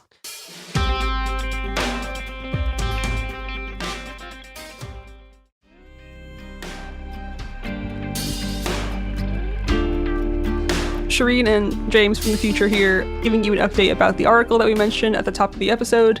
So the title itself is "I Resigned from World Central Kitchen because it refused to tell the truth about the Israeli genocide in Gaza." The ex-staffer is Ramzi Tadhami. The article itself has some really damning information about WCK, so we're going to get into it. He says, for months, World Central Kitchen leadership censored material coming out of its Gaza operation and refused to honor staff concerns about their work there. And even though they're finally taking a stand after its personnel have been murdered, it is much too late. So he resigned in early March of this year. And at the time, he was the only staff member of Palestinian descent at WCK. And there is an amendment there. He says that while WCK hired many Palestinian contractors in Gaza and Egypt, he was the only Palestinian with staff status following the departure of one other longtime employee. And he resigned in protest of the extensive, unexplained censorship regarding Gaza at the organization. They talk about how in December 7th of last year, they sent a letter to WCK's executive team. And that letter called for WCK to join other regionally active NGOs in calling for a ceasefire and condemning Israel's blockade, as well as conforming its language and coverage of Gaza to the standard that was set by the coverage of Ukraine, as well as stopping meal service in Israel. It got 43 signatures, and the WCK executive team declined to meet up with the people that signed the letter, and they failed to respond to any inquiries. And they also actively still served the meals in Israel while the second day of the ICJ genocide hearing was happening in January. There's one paragraph that I wanted to highlight as well, just because I think it's very crucial when we're discussing the fact that these people died working for Central Kitchen. And that's this paragraph that I'll just pick up halfway through. In another instance, a video of a WCK kitchen caught in an IDF bombing was put on hold entirely. It appears this incident, as well as the fact that WCK personnel were aboard a UN convoy that was bombed, have not been mentioned anywhere externally. I think that's a really crucial getting off point.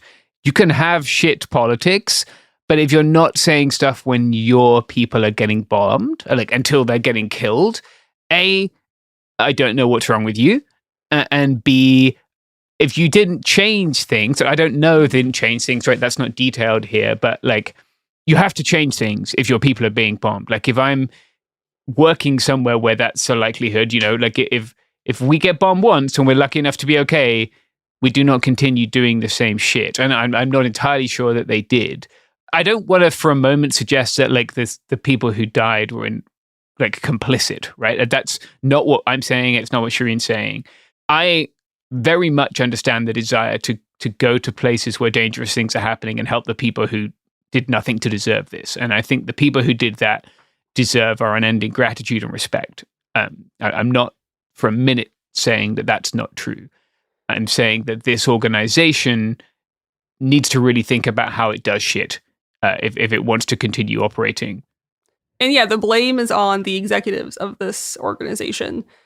The article also talks about how the character of WCK's relief response to Gaza, it was revealed very early on after October 7th.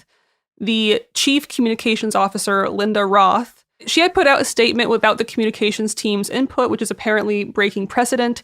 And it was about how Hamas attacked Israel with no mention of the Palestinian lives that were lost. And then 3 days later, Jose Andres posted a video to WCK's Instagram where he only makes reference to the October 7th attack with no mention of the climbing Palestinian death toll at the time or the blockades.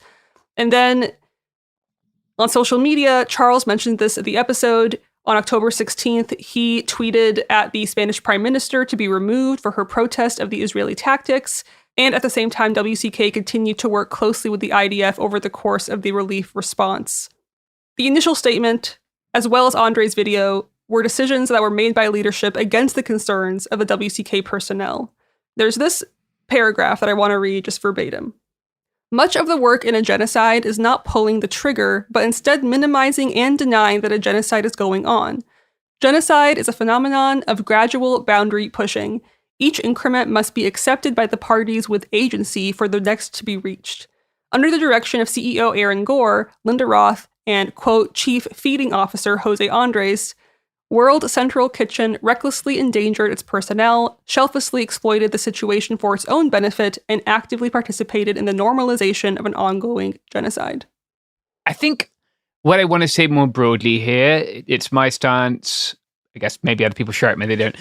This situation is not going to be solved by NGOs, and it's certainly not going to be solved by NGOs which have this very explicitly neoliberal political agenda, right? Like, at best, they can plug a hole in a leaky bucket. And it's good when they do that, right? If one less person starves, that's good. It doesn't mean they don't have to be perfect to help, but they don't get to be exempted from criticism because they're helping, right? Like World Central Kitchen didn't want to help us at the border in Hakumba. My friends reached out. They didn't want to do that. Yeah, I don't think you should expect NGOs to share your radical politics. It doesn't mean that they can't do harm reduction, and it doesn't mean that when they are doing harm reduction, they sometimes need your money, and if in the situations where this is happening, you should give it to them if you can't help more directly, right?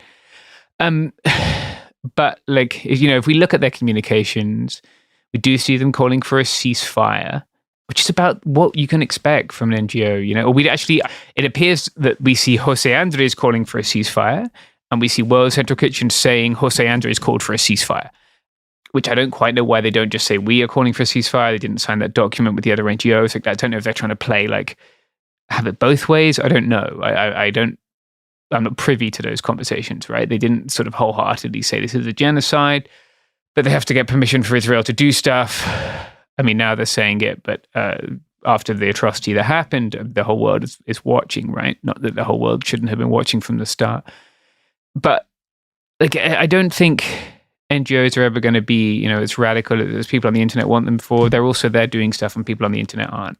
So, we have to respect that. And I don't want any of this to take away from the fact that some people from all over the world, right, from Europe, from Australia, from the United States, have died feeding people who needed to be fed, because like that's the most any of us can give is our lives, right? And so I don't for a minute want any of this to detract from the sacrifice they made, nor should their sacrifice be held in any higher regard than the sacrifice made by hundreds, if not thousands, of Palestinian aid workers, right? People working for the Palestinian Red Crescent, even the Palestinian people working for international NGOs, right? Or the United Nations people who have been killed, right?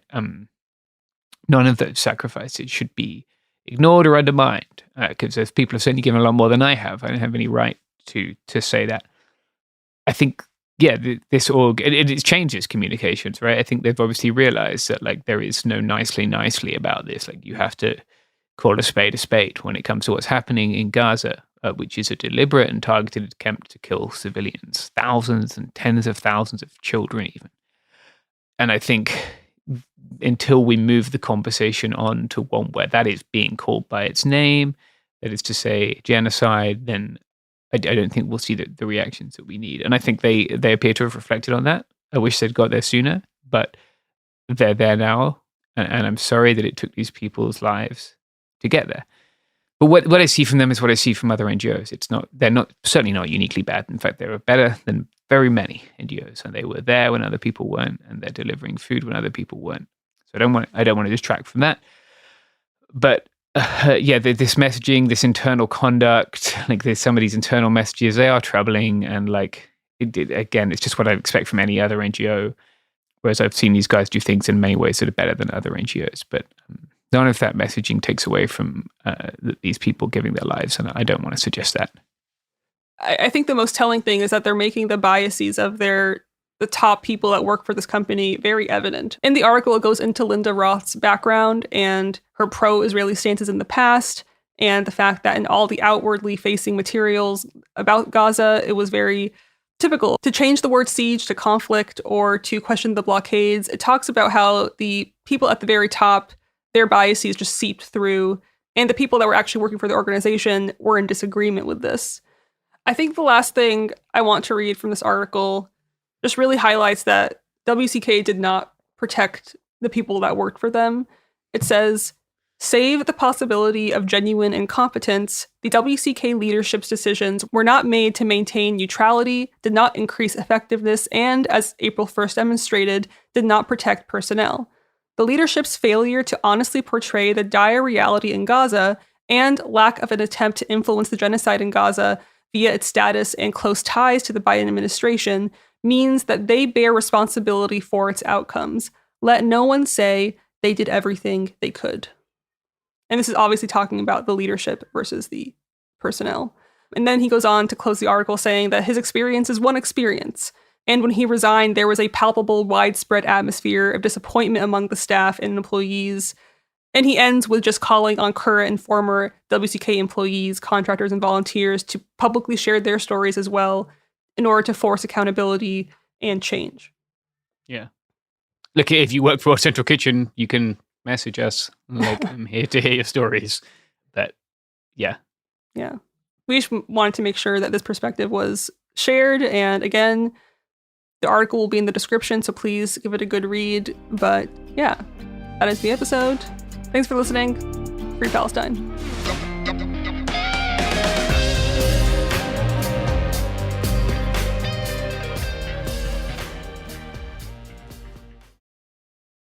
Support for the show comes from Public, the investing platform for those who take it seriously. On Public, you can build a multi-asset portfolio of stocks, bonds, options, crypto, and now generated assets, which allow you to turn any idea into an investable index with AI. It all starts with your prompt. From renewable energy companies with high free cash flow to semiconductor suppliers growing revenue over 20% year over year, you can literally type any prompt and put the AI to work. It screens thousands of stocks, builds a one-of-a-kind index, and lets you backtest it against the S&P 500. Then you can invest in a few clicks. Generated assets are like ETFs with infinite possibilities, completely customizable and based on your thesis, not someone else's. Go to public.com/podcast and earn an uncapped 1% bonus when you transfer your portfolio. That's public.com/podcast. Paid for by Public Investing. Brokerage services by Open to the Public Investing Inc. Member FINRA and SIPC. Advisory services by Public Advisors LLC, SEC registered advisor. Generated assets is an interactive analysis tool. Output is for informational purposes only and is not an investment recommendation or advice. Complete disclosures available at public.com/disclosures.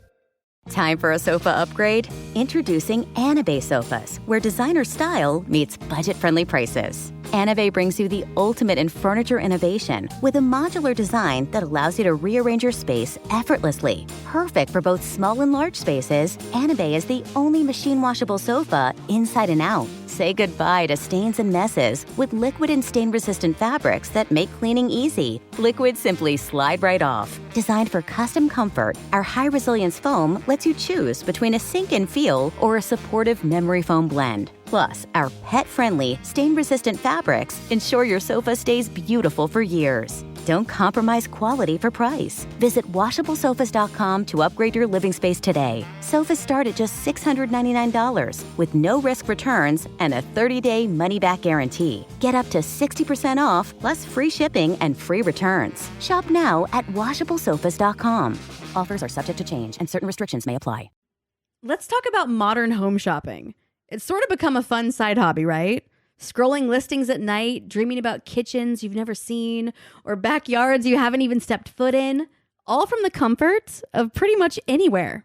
Redfin knows a lot of people like you want to own, but are stuck in this browsing mode loop. That's where Redfin flips the script. With listings that update within minutes and tours you can book right from the Redfin app, you can see your dream home the moment it appears. Now, liking a listing is easy, but actually landing it, that's where Redfin comes in. Redfin has over 2,200 agents with local expertise. And Redfin agents close twice as many deals as other agents. That means they want to help you win, not just window shop. Redfin is built to help you go from just looking to wait, this could actually be home. So become the newest neighbor on the block. Visit redfin.com to start finding and start owning. That's redfin.com. Welcome back to It Could Happen Here, a podcast about things falling apart. And when things fall apart, one of the things that happens is you get a lot of opportunities for a lot of weird little guys, a lot of Nazis and other kinds of scum start, sliding up to the surface in the hopes that they can get some of the sweet, sweet oxygen of collapse. And that's why we've brought onto the program and are bringing into the network our good friend Molly Conger for a little recurrent series I like to call Look Who's Stalking. That was the stalking joke I wanted to open the episode with, Molly. The attorneys, I am not stalking anyone. I would never do that. That is a crime. This is reporting. Mm-hmm. It is reporting. And the line between reporting and stalking, always clear. I think it's on the publication. Yeah. Mm-hmm. So, Robert, today's topic is such a perfect mashup of so many of my favorite things. It couldn't be more my speed unless this whole story took place on a wiener dog ranch, right? Yeah. This story has city council meetings that got rowdy. It has Unite the Right attendee getting doxxed. It has the internal comms of a hate group getting leaked. It has regular ass people putting their foot down about hate in their town. It is a years-long arc of one man's journey from fucking around to finding out. His evolution from chanting, "You will not replace us," to getting replaced at the ballot box. This is the story of Enid, Oklahoma, Ward 1 City Commissioner Judson Gannon Blevins. Oh my God. Oh, we're going back to my old home. That's right. You spent some time in Oklahoma as a kid. So Judd Blevins was raised in the town of Enid, Oklahoma. And the listener, you'd be forgiven for thinking this is the story of a small town. And I'll be honest, I did. I'd never heard of Enid. But you grew up in the area. Do you have any sort of pre-existing notions of Garfield County? Yeah. I mean, Enid was like a bigger place. Like, I grew up in Idabel, which was really out in the sticks. So kind of everywhere was more civilization than Idabel, but Enid certainly was. Although not much. No one would accuse it of much civilization. It is apparently the 9th largest city in Oklahoma, which was surprising to me. It's an hour and a half outside of Oklahoma City, 76% white, 60% Republican. And according to a 2021 article on Yahoo News that reads like it was written by an intoxicated chatbot, it is ranked one of the most conservative cities in the country. Yeah, that all scans for Enid. Sure. Scans. Now that scans for a lot of cities in Oklahoma, mind you. Right, they could have named any of them. Yeah. But it has a population of about 50,000, which is actually the same size as Charlottesville, my hometown, and a city that Judson Blevins happened to visit in the summer of 2017. In 2018, the former U.S. Marine moved back to his hometown to work at his father's roofing business. In 2019, he was publicly identified as a regional leader in a white supremacist organization. And in 2022, he announced he was running for office. I mean, that's a very Oklahoma politician route. It's also like from roofing to white supremacy, not a wildly uncommon route for people to take in Oklahoma. Oh, don't worry, he's still doing both. Oh, good. I mean, you never want to give up on your passion for roofing. That would have made me sad. Although some of his supporters have pointed out that he hires lots of non-white people to do manual labor, so how could he be racist? Yeah, I mean, you don't want to get up on those roofs yourself. That's dangerous. It's a hard job. It's hot out. Yeah. This is all pretty Oklahoma so far. On February 14th, 2023, Judd Blevins narrowly won a seat on the Enid City Council, defeating the incumbent by just 36 votes. His past ties to the now defunct white supremacist group Identity Europa were no secret. Of course, by 2023, Identity Europa didn't exist anymore. So I don't blame you if you don't have a clear memory of exactly what kind of Nazi group they were. And I want to make it very clear. I don't want time, distance, and white polo shirts to soften this. Identity Europa was a neo-Nazi organization. Oh, yeah. They were also just like the most infiltrated group of the Trump era. Like, of all the Nazi orgs in the Trump era, I feel like they were the one where every week someone else got inside their comms. Well, I guess Blevins may be part to blame for that as the regional coordinator. Oh, good. So he was doing a great job. But Identity Europa was modeled after the far-right French identitarian movement and sought the creation of a white ethno-state. The "you will not replace us" chants you remember from Unite the Right were actually popularized by Identity Europa at their rallies earlier that year. Mm-hmm. And according to testimony from a former girlfriend, one-time Identity Europa leader Elliot Klein considered himself, quote, an unironic exterminationist. And he had violent fantasies about killing Jewish people himself. So it's not just guys hanging out, right? No. Identity Europa was founded in 2016 by Nathan D'Amigo, a former Marine who went to prison after drunkenly pulling a gun on a cab driver for, quote, looking Iraqi. Well, I guess at least he's honest. But while he was doing his time, he read David Duke's autobiography. Oh. And he had an awakening, right? He read My Awakening and he had an awakening in prison. Yeah. You know, you go to prison for a hate crime, you read a little David Duke, you get some ideas. Man, it's not a good book. Like, that's my thing about having David Duke's autobiography be like your life-changing event, is it's not even a good book, right? Which I guess neither was Mein Kampf. But I feel like everyone's lying about that one. So according to some, this is so off the beaten path here. But I have to say it. According to some payments that came out in a divorce proceeding, David Duke made payments to Kevin Strome for ghostwriting it. Kevin Strome is the pedophile who actually said that thing that people think Voltaire said about the Jews. Oh, cool. Yeah. Great. So just something to think about when you're reading David Duke's autobiography in prison, I guess. I mean, I guess I had wondered what happens to pedophiles, like when they're back out in the world. Like, how do you get work as a pedophile? He has a much younger wife now. No, that was before. Wow. That was, he's got a kid now, so. Oh, what? No, he shouldn't do that. Yeah. Anyway. How is that? Okay, great. Not allowed to live near a school, but I guess they can't stop you from procreating. We should evaluate some of that. I don't know. Anyway, back to our friend Nate, right? So Nathan D'Amigo gets out of prison, makes his own hate group. You may also remember him as the guy who bravely beat the shit out of a 95-pound woman at the rally in Berkeley in April of 2017.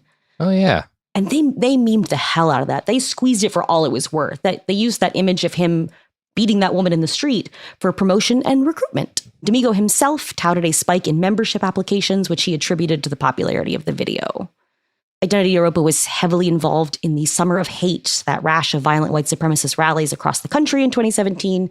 They were instrumental in planning the Unite the Right rally. But when the group's Discord server was leaked in March of 2019 and published in full by Unicorn Riot, their leader at the time, Patrick Casey, quickly announced a rebrand. Identity Europa is no more. They were the American Identity Movement now, much to the displeasure of the American Indian Movement, whose acronym they stole. But the rebrand was not successful, and the group died out completely in 2020. And Casey tried to pretend the rebrand wasn't just an attempt to escape the fallout of the leak, but it really was the leak that killed Identity Europa. At least 7 active duty military members were identified in the leak. A school resource officer at a high school in Virginia was suspended. A Minnesota National Guardsman was recalled from basic training. So Judd Blevins was just one of dozens of members of the group to be identified in those chat logs. The work of anti-fascist researchers who identified Blevins in the leaked chats was corroborated and published in an article on Right Wing Watch by Jared Holt within weeks. And it's about as solid as an ID as you could hope for from a chat log, or depending on your position, the kind of ID you really don't want. A user called Conway was Identity Europa's regional coordinator for Oklahoma. He recruited and vetted new members, organized outings for banner drops and social events, and frequently posted pictures of the white supremacist propaganda he'd been putting up, encouraging others to do the same and offering tips on how to create more effective visuals for the group's online accounts. In over 1,100 posts over a nearly 2-year period, he left a lot of clues. He posted a link to an article in his hometown paper, the Enid News and Eagle. He posted a photo of a relative's baby, details about his parents' lineage, his plans to move home to work for his father's business. And in the lead up to the Unite the Right rally, he excitedly shared in the Discord that he would be carrying the original flag of the state of Oklahoma, a red rectangle with the number 46 inside of a white star. And photos from the rally show just one man carrying that distinctive flag that was designed by a member of the Daughters of the Confederacy, Judd Blevins. As he grew into his role as regional coordinator for Identity Europa, he coordinated member meetups, getting several guys from Oklahoma to drive down to Texas for a get-together. Conway posted about the meetup, and photos posted by other attendees show Blevins standing shoulder to shoulder with other members holding a large Identity Europa banner. Conway even posted about his appearance on a 2018 episode of Identity Europa's podcast, where he emphasized the importance of staying in the "you will not replace us" mindset. So by the time he announced his run for office in 2022, it had been over 3 years since he'd been outed as Conway, the hate group member who attended the Unite the Right rally. And you could see why he would think it would work, right? Because that "you will not replace us" thing, it's become like the mainstream Republican politics, right? Like this ideology has at least won in the Republican Party, but it's also one divorced from these guys because even they are like they're too toxic for even the modern Republicans. Like it's remarkable, but I also get why he thought this would work. And I don't know what his connection remained to other members of IE after it dissolved, but towards the end of it, as it was dying, right? So under Elliot Klein, Klein wanted to make a militia for Richard Spencer. He wanted to, build IE into a fighting force. But under Patrick Casey, they sort of moved back towards, we should be trying to influence inside of politics. We should be going to colleges and getting, conservative students to become more based, right? So this is a rational course of conduct, I think, for where he was in 2019 when Identity Europa died. But in any case, by 2022, anybody in Enid, you could read his posts praising Hitler and celebrating Identity Europa for striking fear into the heart of the Jew, his words. You could see pictures of him at Unite the Right, both on the morning of the 12th in the park and the evening of the 11th with a torch. You could see pictures of him going to Texas for IE meetups. You could see the dozens and dozens of photos he posted in the Discord of Nazi posters and stickers he had put up on telephone poles and college bulletin boards across Oklahoma, and the posts where he reveled in the media coverage of the recruitment materials he left inside library books. His hometown newspaper, the Enid News and Eagle, ran an article about the allegations, which he never denied, a month before the election.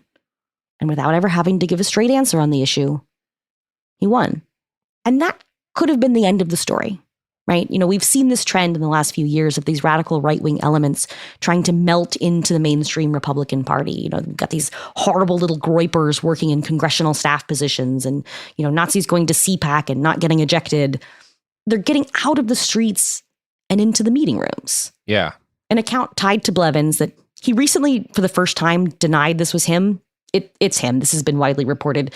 It was a Twitter account called @AbolishJournalism. Posted in 2019, quote, Love these dudes.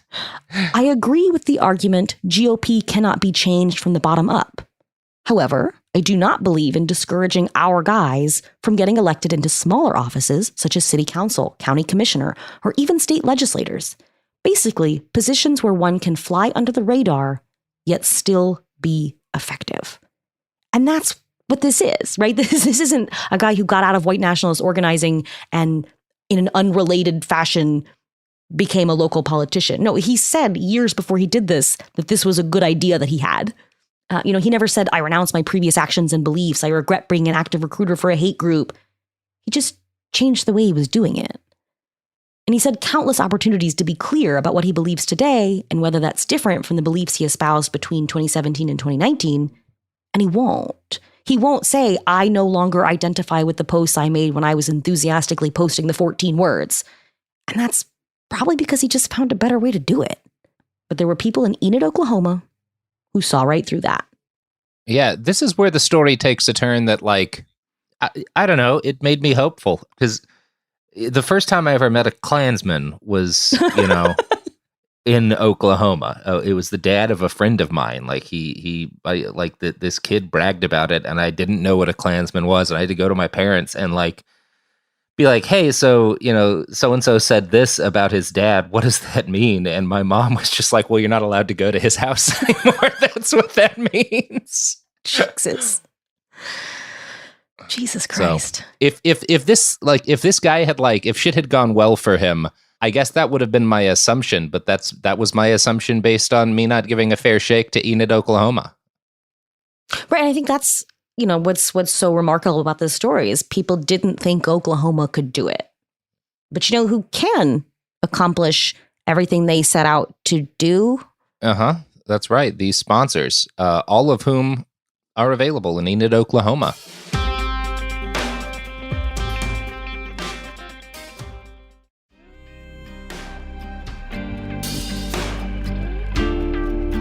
And we're back.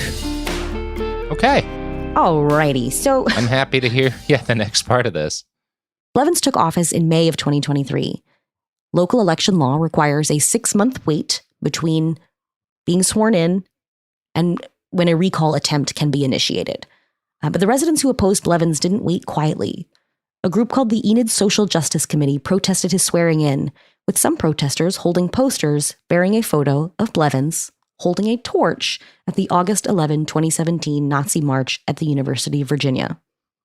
And now this, I didn't even think about it until I was writing this, that what an incredible coincidence of timing, right? So May 2023, he's being sworn into office.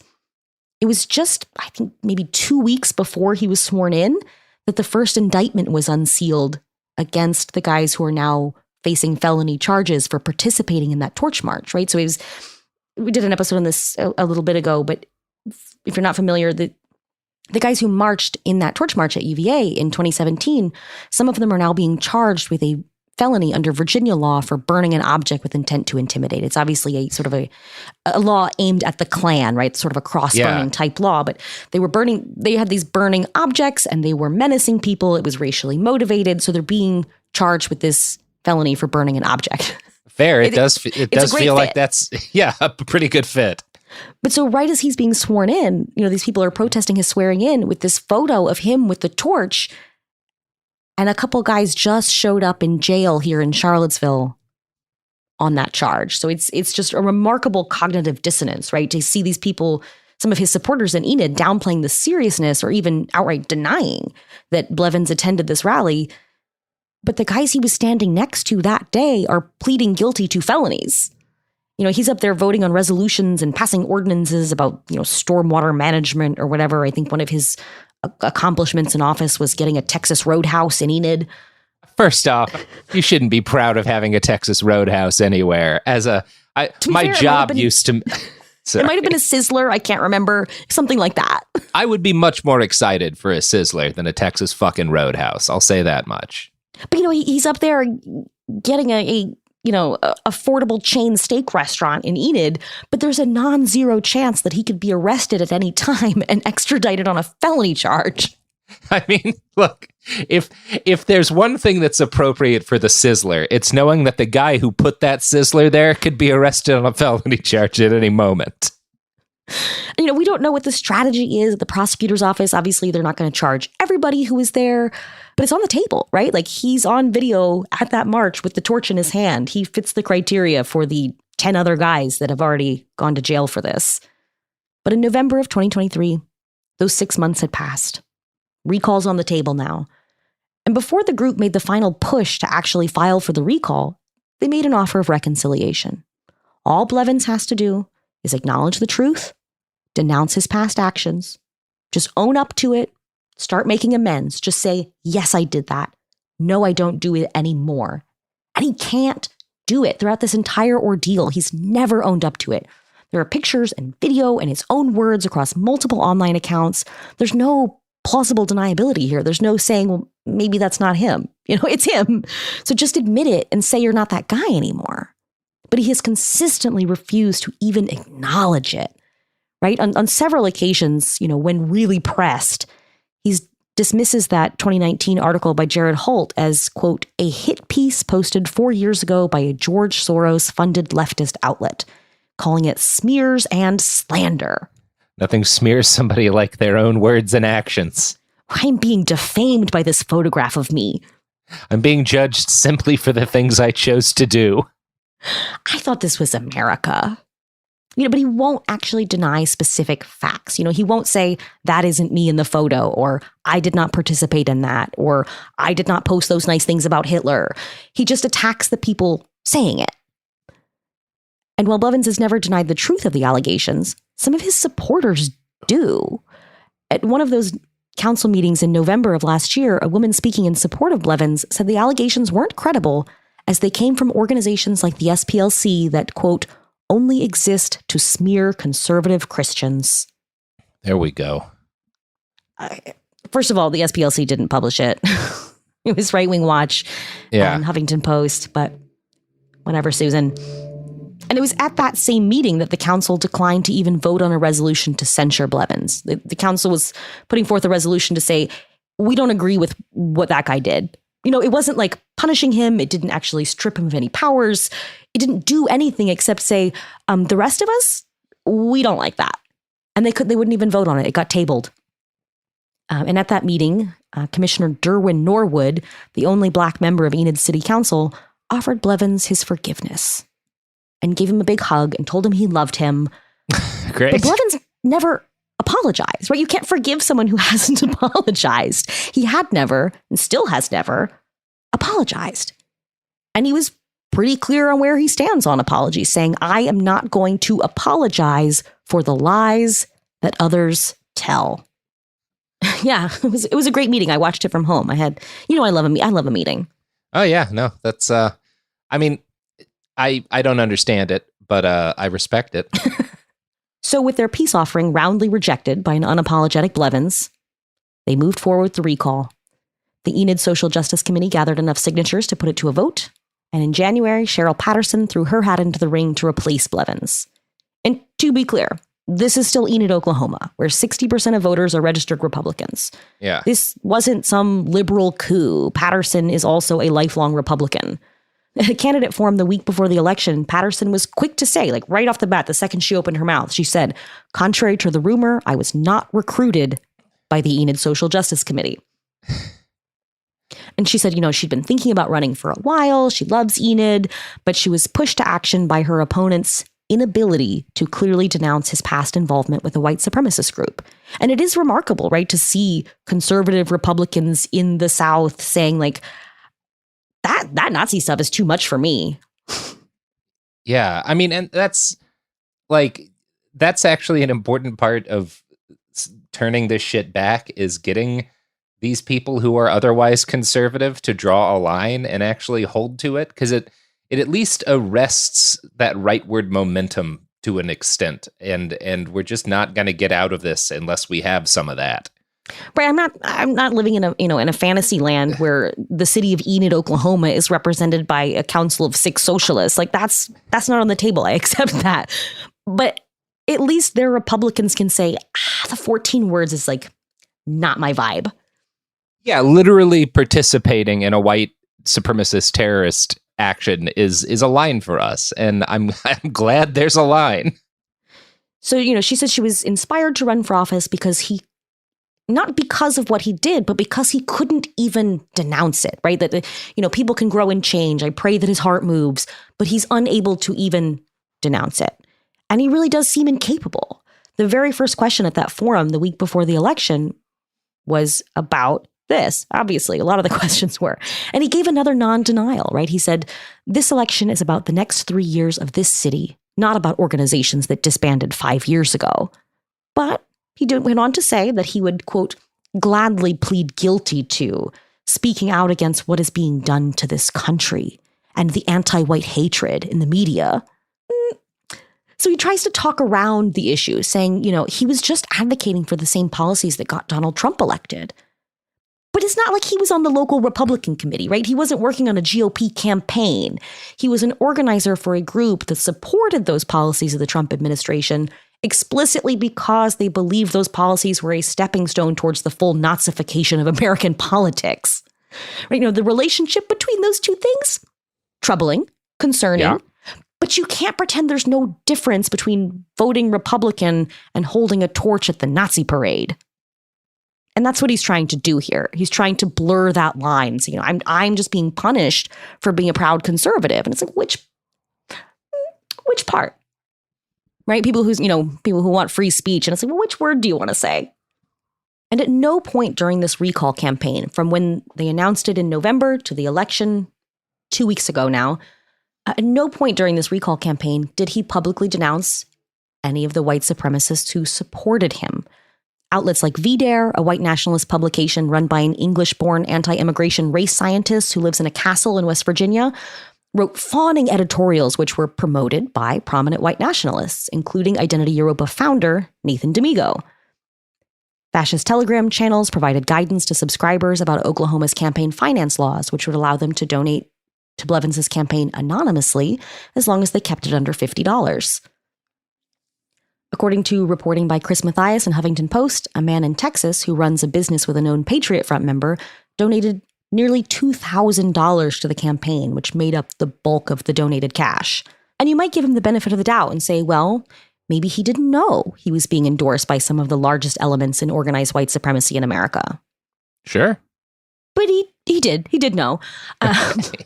As a member of the city council, he definitely saw the letters that were addressed to the city council in support of Blevins from the American Freedom Party, an explicitly white supremacist political party that occasionally runs a Nazi for president. But he said nothing. And when a constituent, Father James Neal, asked him directly why his campaign was funded by members of Patriot Front, he told the priest to, quote, shut up. Again, he chose the company of neo-Nazis, Holocaust deniers, white supremacists, white nationalists, and ethno-state enthusiasts. How can you expect people to believe you're not that guy anymore when you have their public praise, their endorsement, and their money in your pocket? But you know who does not have $2,000 in cash from Patriot Front in their pockets? No, they keep that shit in a bag. I mean, they don't have it. Here's our sponsors.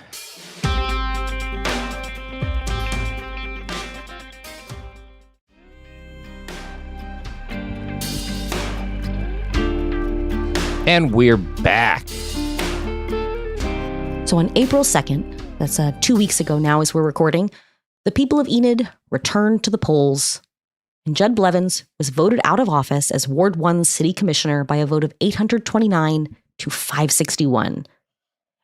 And I don't know if you're a math guy. I'm not a math guy. Yeah. I have a calculator out for this bad boy. But this turnout was significantly larger than the vote that put him into office. A 72% increase in total votes. That's a lot. Yeah. That's a lot more people who showed up to an off-cycle special election. Yeah. Yeah, that's specifically weird. And unlike the slim margin of just 36 votes that won him the 2023 election, he lost the recall by nearly 20 points. That's a spanking. It's hard to chalk a loss like that up to a lunatic fringe, right? That's the electorate speaking.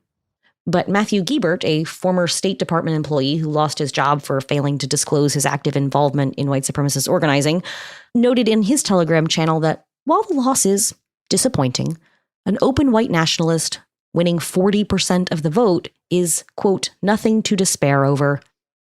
And you never got to hand it to the guy who hosts a podcast about the joys of Nazi fatherhood or whatever. Yeah. But the numbers are what they are. He did win 40% of the vote. Yep. And this was after months of very public debate in the national spotlight that made it impossible not to know what the allegations were. And it's not like these were just diehard conservatives who would walk into the voting booth and put their check mark next to wherever the letter R was, right? In this election, the other name on the ticket was a Republican too. Like, these were people who walked in there and knowingly and intentionally cast their vote for a guy who used to vet new members for a Nazi club. This isn't a fairy tale. It's reality, right? This wasn't an offensive win by Progress or the left or what have you. This was an effective defense. And I hope conservatives can see a little lesson here, right? Like, the story is too often one of ever-ratcheting extremism. You can only win if you go further, if you go wilder, if you're appealing to the people who are on the absolute extreme end of what's acceptable to say in the party. But this was a case where a fellow conservative said, hey, I want to take some books out of the library too. I'm not a liberal, but we just can't be out here saying the 14 words, right? And I think some of the buzz around this story comes from people in bigger cities or bluer states. I mean, honestly, I'm guilty of this as well, who were shocked that, purple-haired liberals and progressive clergy even exist in a place like Enid, Oklahoma. But this red state, blue state dichotomy is a myth. Most places are purple. Most places are 60-40. Even in places that reliably 100% of the time vote Republican, there's still a large minority of people who are not represented by that. So even in a place like Enid, which is Republican at the polls, you have a pretty big chunk of the population who isn't represented on that two-colored map. Yeah. That doesn't mean they don't care. And when I watched those Enid City Council meetings, I saw Charlottesville, right? I've gone to every city council meeting in Charlottesville for the last 7 years. Like, I know what it looks like for people in a town that size to show up and say, what the fuck? What the fuck are you doing to us? Right? Yeah. It looked like one of our meetings. I saw regular people, moms and students and grandmas and teachers and ladies who bring muffins to the church bake sale, people who know that their town can do better than to be represented by a guy who won't apologize for attending the largest Nazi rally on U.S. soil in our lifetimes. Yeah, and I feel a lot for the folks who are kind of not represented by either of the two big lines on the political map, and maybe most of the time feel like, I don't know what the fuck I can actually do or should do, but I know this Nazi shouldn't be in office. So these were just regular people. These weren't party apparatchiks or this wasn't the Democrat Party doing this. This wasn't the Republican Party doing this. These were just people who didn't think that a Nazi should be their city commissioner. And that's, I think, another myth at play here, right, is that activist is some sort of separate class of person, that there is some portion of the population whose only goal in life is this nebulous, nefarious thing called activism. That, it's sort of this boogeyman of the professional troublemaker. And throughout this process, Blevins and his supporters have smeared the group organizing the recall, the Enid Social Justice Committee, as some kind of fringe radical group. They're Antifa, they're freaks, they're not like us. Yeah. They're coming for our children.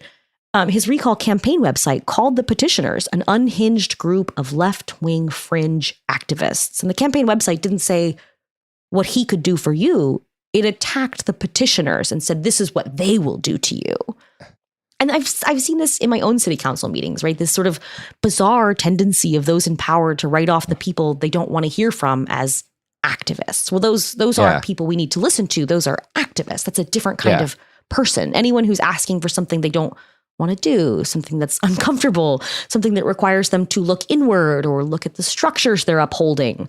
They undergo this instant metamorphosis from constituent to activist. This is no longer a voter or a constituent. This is a crazy person. This person isn't your neighbor anymore. They're an activist. Yeah. And I think, there are people who wear that mantle proudly, and why shouldn't they? It's a usually positive thing. But the use of the word as some sort of delegitimizing cudgel is so consistent that I think it's worth thinking about when it gets used against the recipient's will. Yeah. And there's no ending to this story, right?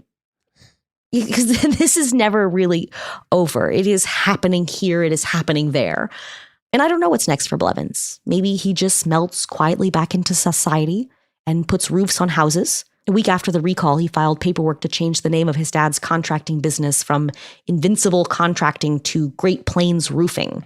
The paperwork filed shows that the company is now registered. The company is now registered at his address, a house in Enid that he bought last summer with a VA loan. But now that he's free of the self-imposed restraint of running for office, maybe he leans into it and becomes this guy, right? Maybe he's just the guy that this happens to, and he goes on the cancel culture grievance circuit. Maybe he goes full throttle and tries to get back into movement organizing. I think his failure to come out and really celebrate the movement and really own it and say, yes, I said that stuff and it's good. I think that failure, as they would perceive it, would hurt him a little bit if he tries to re-enter the movement. But not so badly that he couldn't do it. They're so desperate for new material that they would probably embrace him if he wanted to be the figurehead of the month. Yeah. Hopefully he just does the roofing thing, though. Yeah. Yeah, hopefully he does the roofing thing and then the falling off the roof thing and then... he's not out there doing the work himself. He doesn't even have a contracting license. I checked. I hope he hires someone who is like a very large person and they fall off and are okay because they land on him. That's I think where I'm going here. And to be clear, that's Robert speaking. Yeah. That is also the official opinion of iHeartMedia. But yeah, I don't know that he's made any great pronouncements. He hasn't showed up on any Nazi podcasts yet. I will put $10 on a bet that says he will. He'll be on somebody's podcast by the end of the month. I don't doubt it. But hopefully he just does roofing. Yeah. Stick to roofing. As for Enid, they won a battle that they shouldn't have had to fight. It should be kind of a no-brainer that we don't elect guys like this. That's becoming less certain every day. Like the fact that there was any question about how the recall might go is concerning. We shouldn't be in a position of wondering, will people vote for the guy who won't deny he loves Hitler? But I think we can applaud the tenacity of the folks in Enid who did what was necessary in a place where it wasn't easy. Yeah. And there's lessons to be learned here. Go to the meetings. Get a seat in city council chambers. Go to the library board meeting. Go to the school board meeting. You don't have to be an activist, whatever that means. But be in the room. Because nobody's going to change the world on their own. And maybe changing the world isn't even a meaningful objective. I don't know what that means. Yeah. But today, maybe there's something you can do with your neighbors to stop the rising tide in your town. You can't change the weather, but you can put down some sandbags. And there are Judd Blevinses everywhere, hiding behind mealy-mouthed rhetoric of conservatism and quietly chipping away at your local institutions. Yeah. So it's doable fighting the Judds Blevin of I chose a different way to pluralize his name. Of your wherever you live, your state, your city, like is doable. And it's doable if you stick to this very simple platform of like, but not a Nazi, right? We can agree not a Nazi, And if conservatives had any sense, they could retake a lot of ground by saying like, we love all the stuff you love, fellow conservatives, but we're not that guy, right? Like if they had any pride, they would stop pandering to the lunatic fringe. Yeah. And it is just kind of looking at how the congressional race is shaping up, where it seemed like it should have been pretty easy for them to retake the House, but now they're kind of like flailing a little bit, in part because they keep backing these maniacs who just aren't good. Yeah, because I don't really believe that those ideas are popular. They just have fallen into this trap of thinking like this is the only way to win, so I guess I have to do it. But you don't. It's the Senate, not the House. Anyway, whatever. We'll cut that. Who cares about those guys? Yeah. But you don't have to do it, right? You be the Cheryl Patterson you want to see in the world. Yeah. And just be a milquetoast Republican and beat the Nazi. Yeah. At least, I don't know. I'm mixed because like I do like it when the Republicans fail over much, but I also feel like it's bad to take the bet of like, well, if we hope for more Nazis that push people away from the Republicans, maybe it'll work for us in the long run. Statistically, that kind of gamble is real dangerous. That's not a crank not I often want to keep successful. turning. Yeah. But yeah. That's Enid. That's Enid, baby. Good work, Enid. Congratulations to the Enid Social Justice Committee. Honestly, I'm very impressed. You get our coveted Oklahoma City of the Month award, which is confusing because you are very near Oklahoma City, but they shouldn't have named it that. Well, that's all I got. That's all I got. Yeah, I was just trying to put a button on that bad boy, but yeah, that's Oklahoma, baby. Yeah, good for you.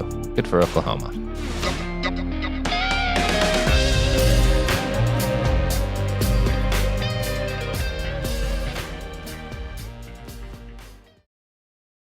Support for the show comes from Public, the investing platform for those who take it seriously. On Public, you can build a multi-asset portfolio of stocks, bonds, options, crypto, and now generated assets, which allow you to turn any idea into an investable index with AI. It all starts with your prompt. From renewable energy companies with high free cash flow to semiconductor suppliers growing revenue over 20% year over year, you can literally type any prompt and put the AI to work. It screens thousands of stocks, builds a one-of-a-kind index, and lets you backtest it against the S&P 500. Then you can invest in a few clicks. Generated assets are like ETFs with infinite possibilities, completely customizable and based on your thesis, not someone else's. Go to public.com/podcast and earn an uncapped 1% bonus when you transfer your portfolio. That's public.com/podcast. Paid for by Public Investing. Brokerage services by Open to the Public Investing Inc. Member FINRA and SIPC. Advisory services by Public Advisors LLC, SEC registered advisor. Generated assets is an interactive analysis tool. Output is for informational purposes only and is not an investment recommendation or advice. Complete disclosures available at public.com/disclosures. Life gets messy. Spills, stains, pet accidents, and kid chaos. But with Anabei, cleaning up is easy. Our sofas are fully machine washable, inside and out, so you never have to stress about messes again. Made with liquid and stain-resistant fabrics, that means fewer stains and more peace of mind. Designed for real life, our sofas feature changeable fabric covers, allowing you to refresh your style anytime. Need flexibility? Our modular design lets you rearrange your sofa effortlessly. Perfect for cozy apartments or spacious homes. Plus, they're earth-friendly and built to last. That's why over 200,000 happy customers have made the switch. Upgrade your space today. Sofas start at just $699. Visit washablesofas.com now and bring home a sofa made for life. That's washablesofas.com. Offers are subject to change and certain restrictions may apply. Let's talk about modern home shopping. It's sort of become a fun side hobby, right?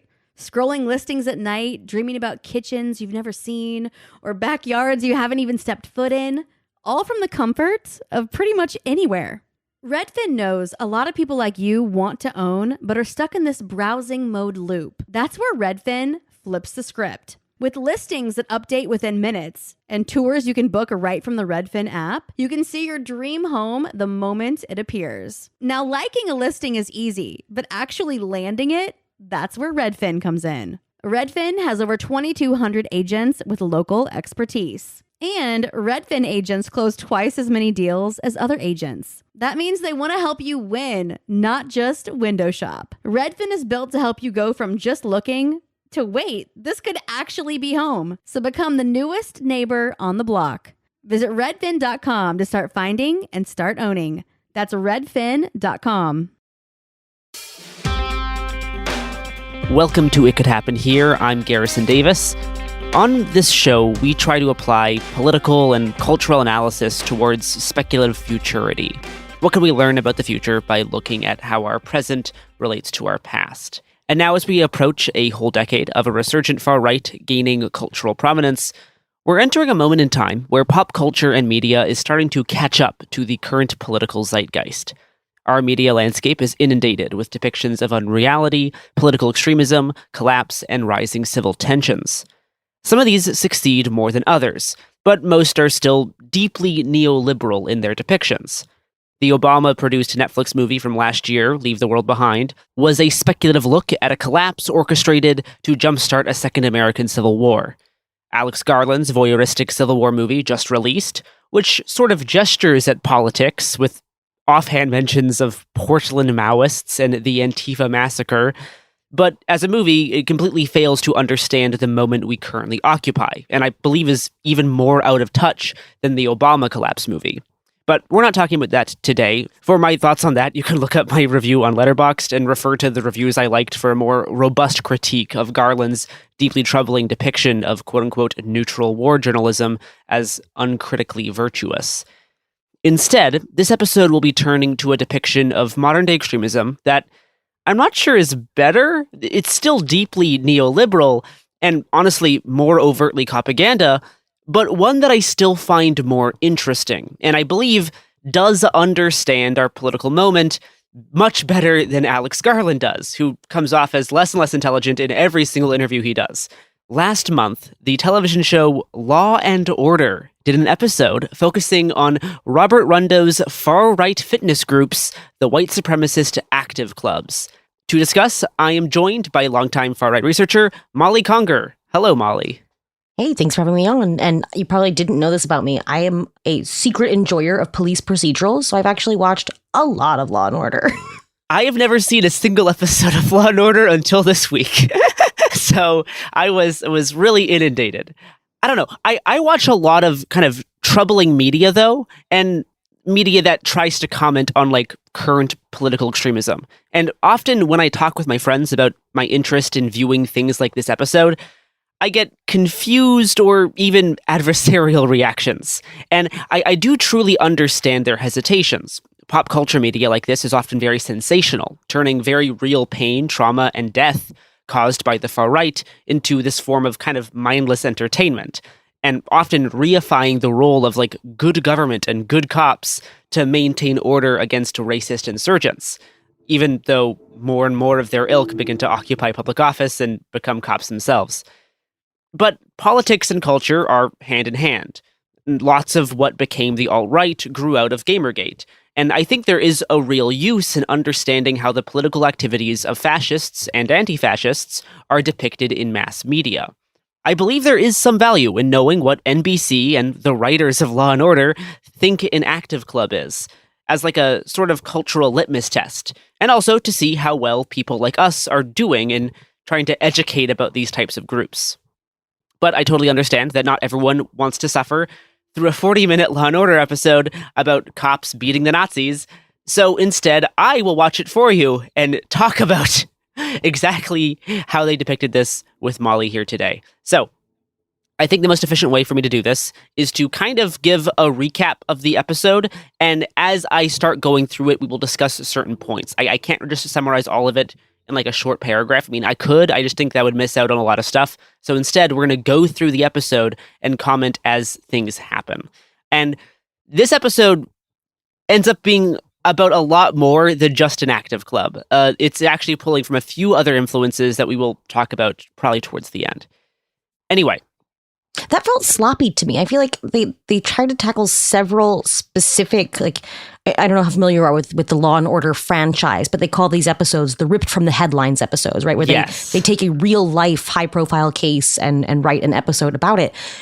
But they tried to combine several elements that I felt didn't blend well, and it gave them more material to work with than they were able to address. And so it just felt, it felt unresolved to me. I mean, yeah, I assume lots of these police procedurals are kind of undercooked as like pieces of art.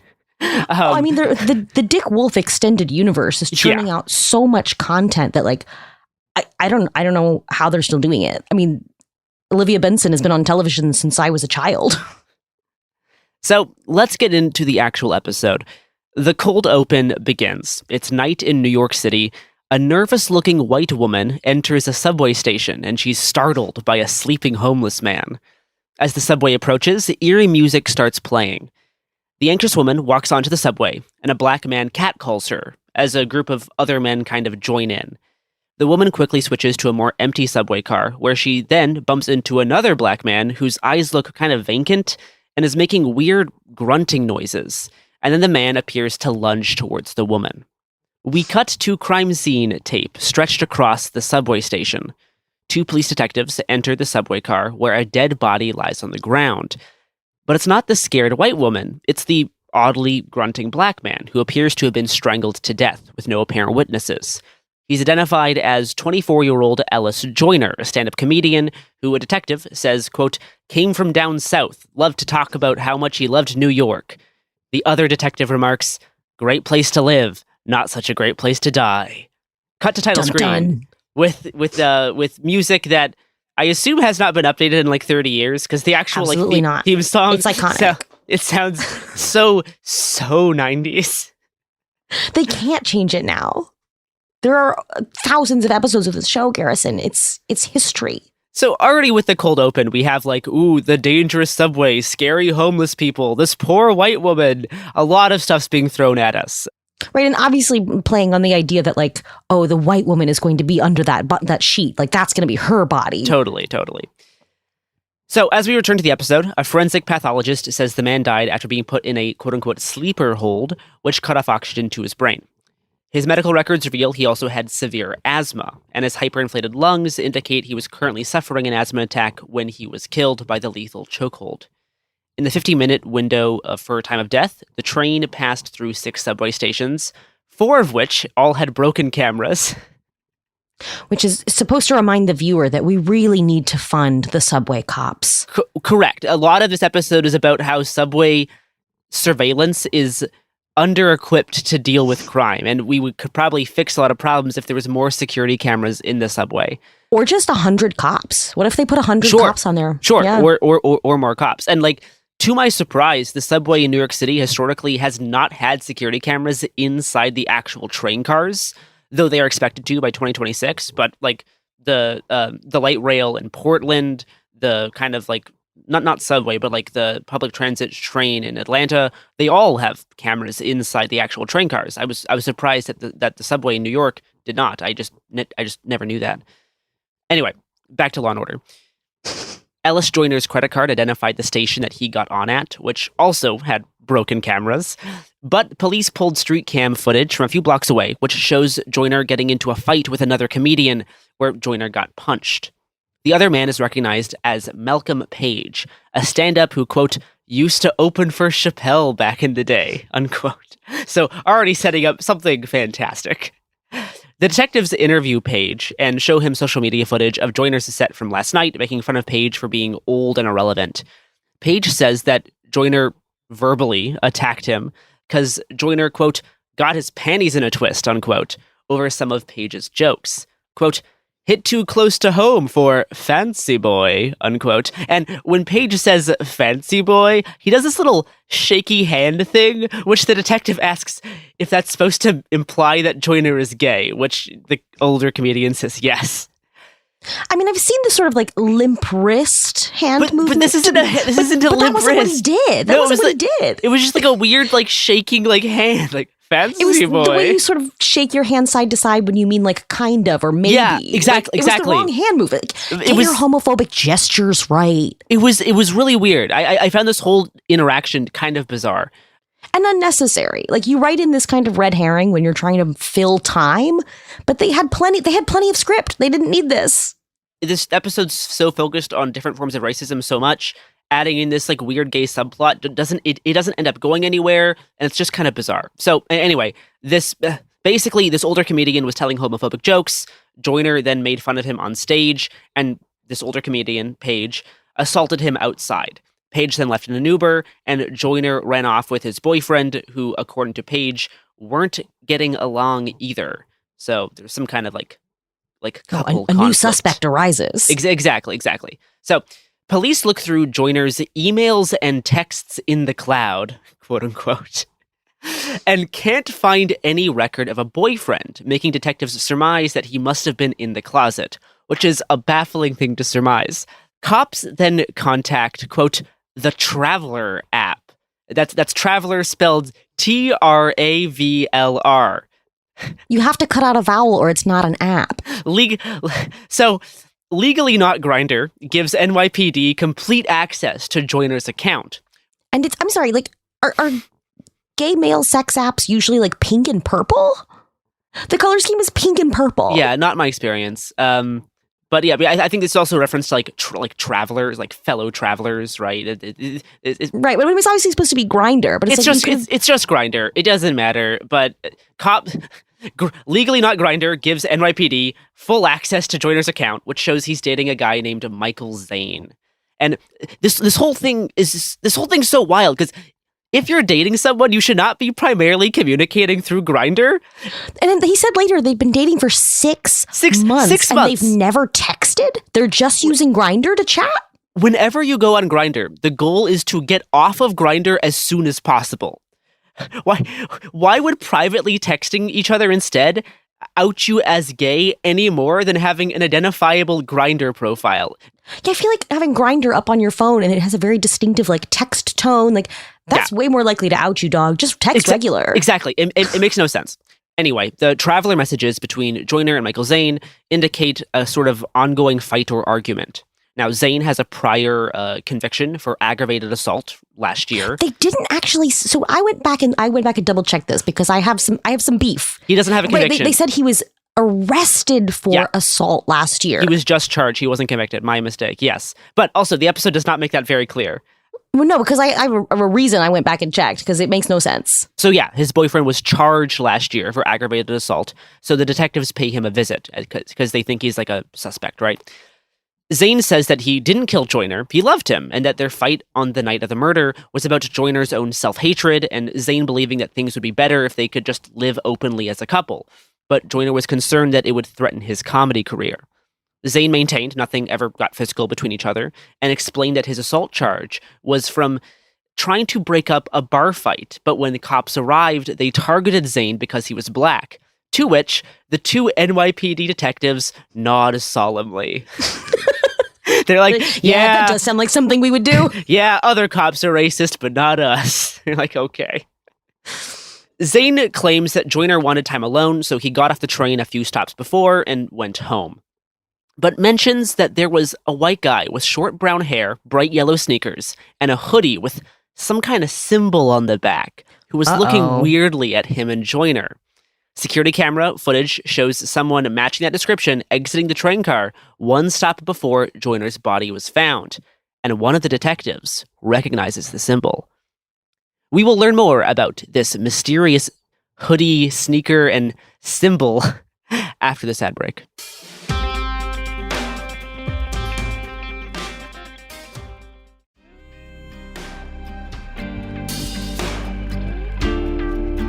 So I just want to describe what this symbol is. It's this octagon with spiky corners and like two K's facing like one Opposite facing backwards. Yeah, one facing forwards, one facing backwards, but smushed together. And the shared middle pillar is like an arrow pointing upwards. It looked like nothing to me. They tried to design something that looked vaguely racist, but it's just not. It just looks dumb. It looked like, I don't know, like a tech company logo or something. Like, it didn't even evoke anything for me. No, it's not good. They're trying to make it scary with like lots of like different like angles, but like it's not scary. Anyway, the detectives arrive at an MMA gym in Chelsea called the Kovac Academy. It opened about a year ago, and they've been peppering the neighborhood with flyers. Well, that sounds familiar. Extremely accurate. The cops are greeted by a jacked staff member with a shaved head. And they ask to speak with the owner, and this skinhead employee says that they just missed him. But there's a picture on the wall of the owner holding a trophy, and he's wearing the exact outfit in the subway security footage. The detectives are told that he was getting a cab to the airport.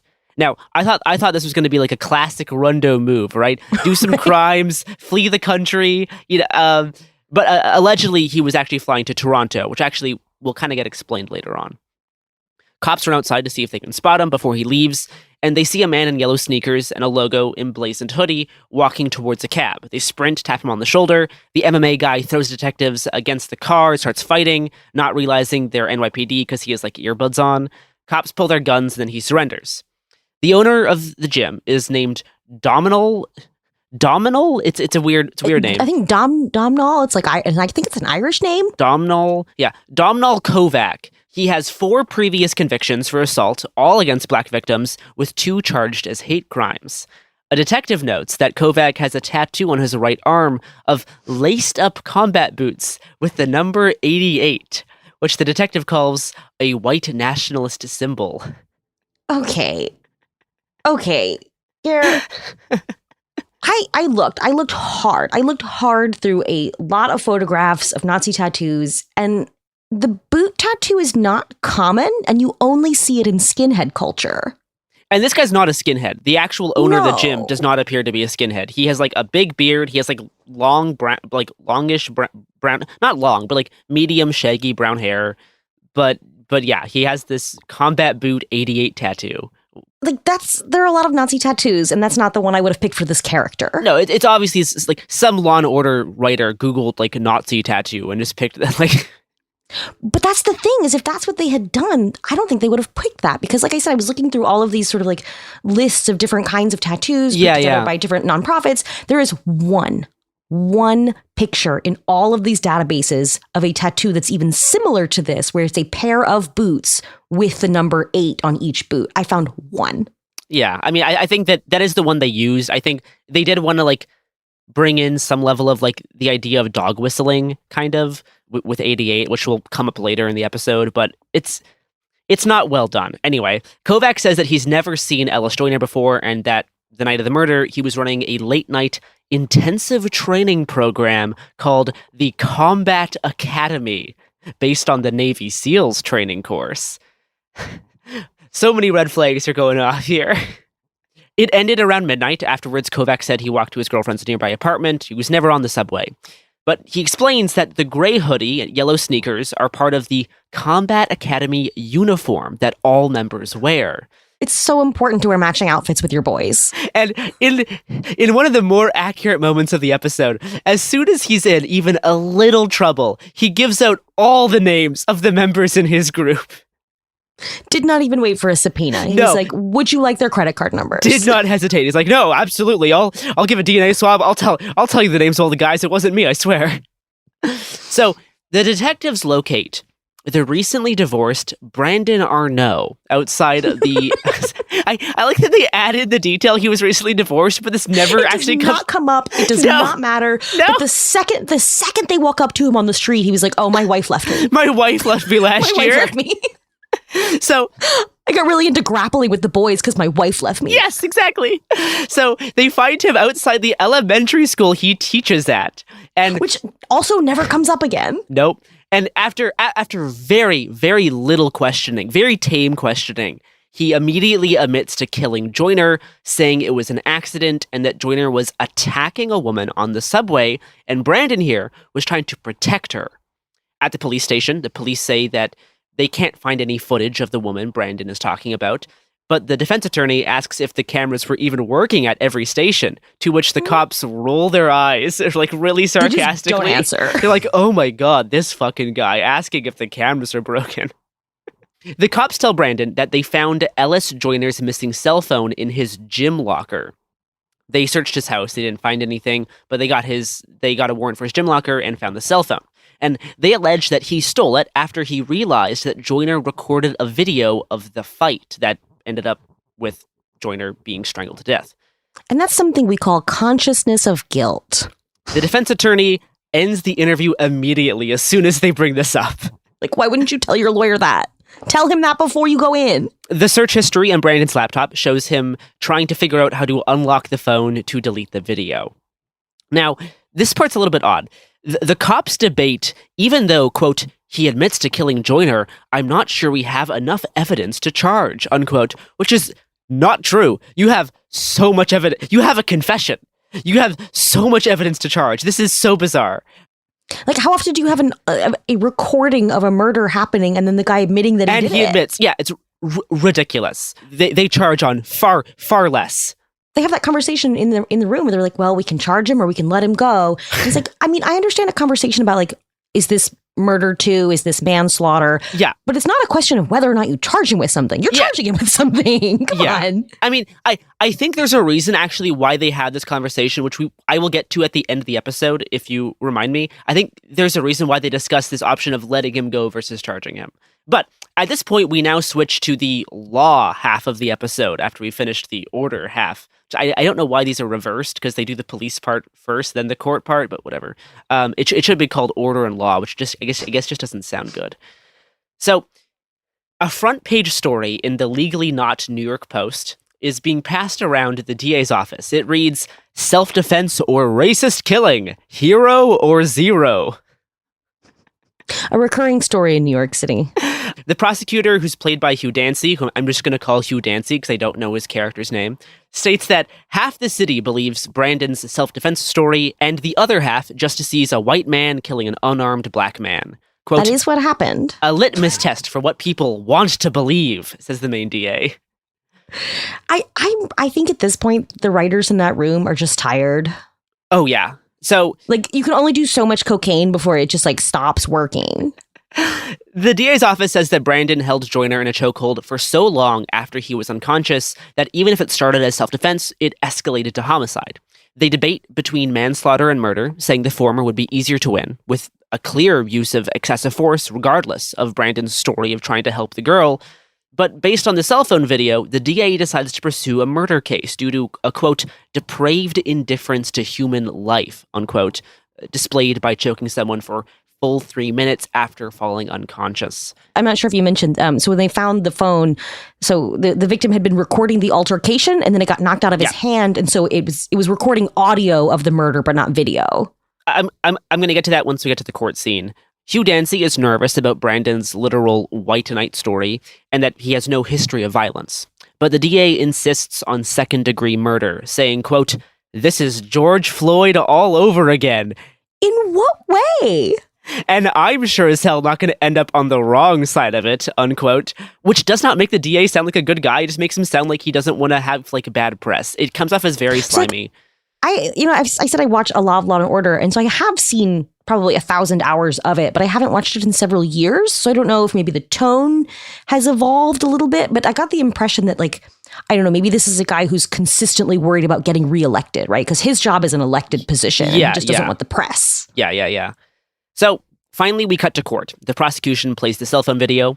Seconds after Joyner starts recording on his phone, Brandon knocks it out of his hand, landing camera side down, continuing to record only audio of the struggle. We hear Brandon putting Joyner into a chokehold, Joyner repeatedly saying he can't breathe before appearing to pass out, followed by 3 minutes of silence up until Brandon releases his arm from around Joyner's neck. He picks up the phone, sees it's recording, and turns it off. As the video is playing, the prosecutor and the jury are all shaking their heads so that we know that they don't agree with it. Hugh Dancy questions the medical examiner, who explains that after Joyner lost consciousness, he could no longer pose any lethal threat to the defendant, who continued to choke Joyner for 3 more minutes. The defense suggests that a surge of adrenaline distorted time and awareness of his surroundings, which in the panic of the moment made Brandon not realize Joyner lost consciousness for that long. Ellis Joyner's secret boyfriend testifies next. He says the defendant was weirdly staring at Joyner and himself, and that Brandon moved aggressively to step in Zane's way when he was trying to exit the train and said, quote-unquote, "watch yourself," in a quote-unquote racist tone. The defense brings up Zane's past aggravated assault charge to cast doubt on his testimony. They can't do that. They cannot do that. You cannot do that. There is a very limited set of circumstances in which you can bring up a witness's criminal history, and this isn't it. There is a lot of funky law decisions going on in this episode. You can't do that. Speaking of funky law decisions, speaking of this ad break.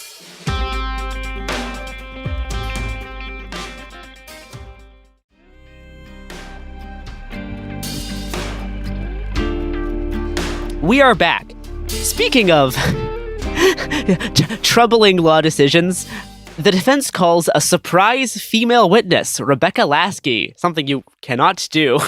I looked it up. The average time to take a felony to trial in New York is a year. So from time of death to this going to trial, best case scenario, probably like a fucking year. They had a year to find this woman and she shows up on the last day of the trial.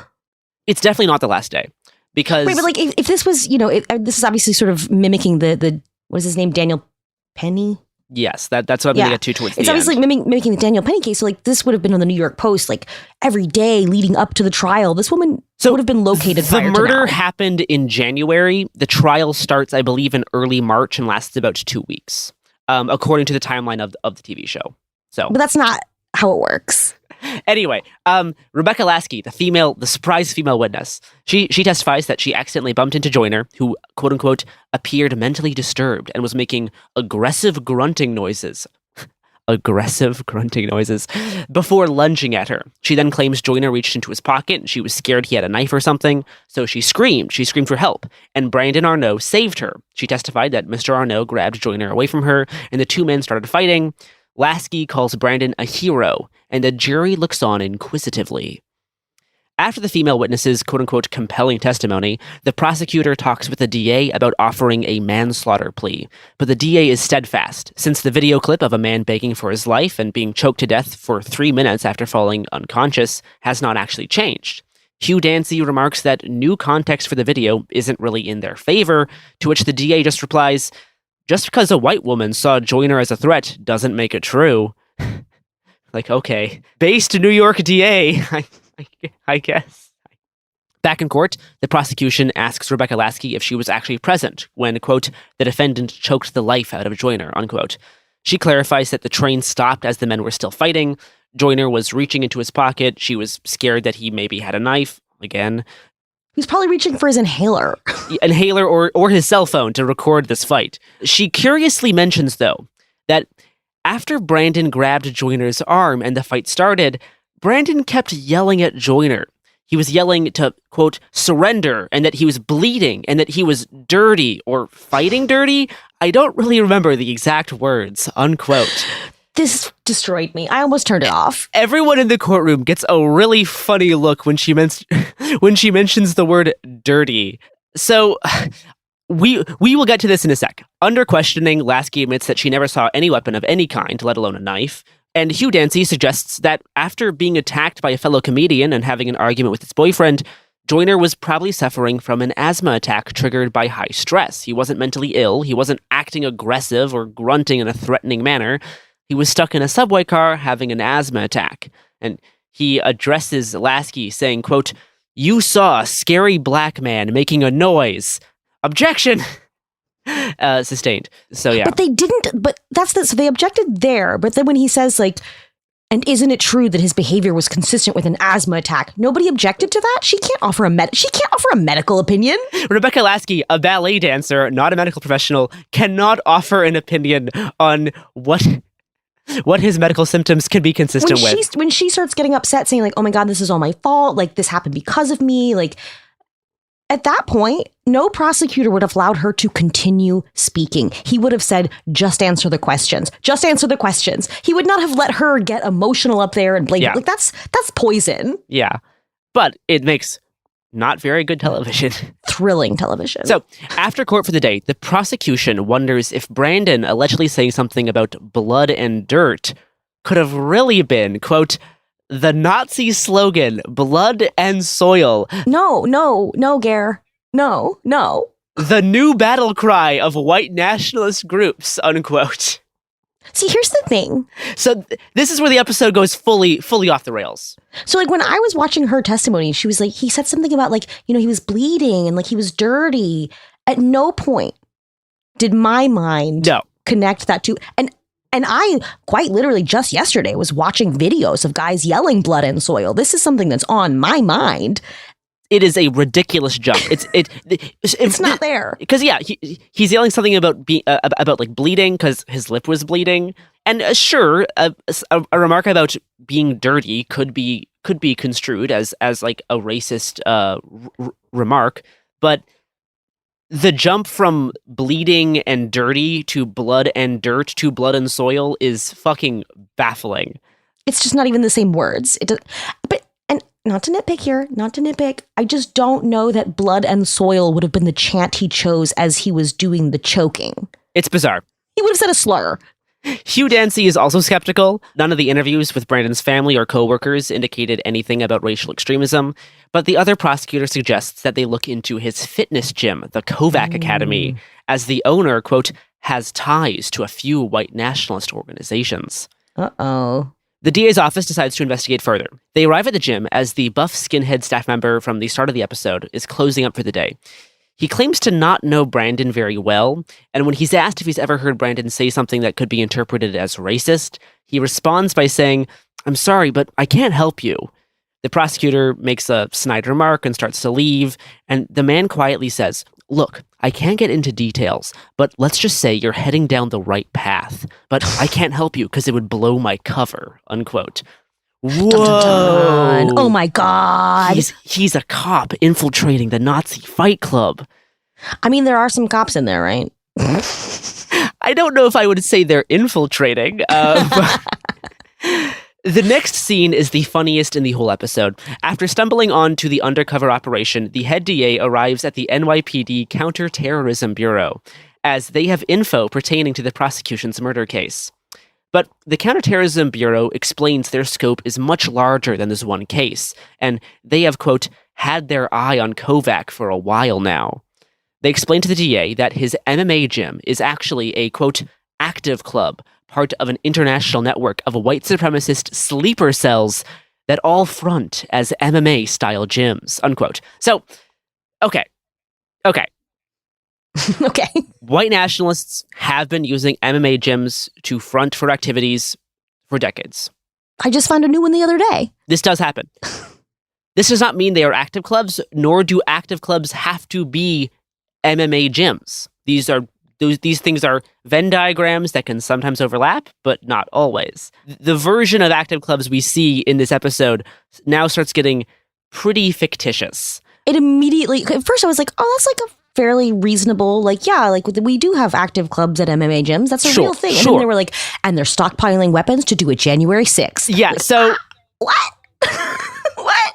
So they say they've identified over 30 active clubs across 9 states and several provinces of Canada. So 9 states, far too low. There's active clubs in way more states than that.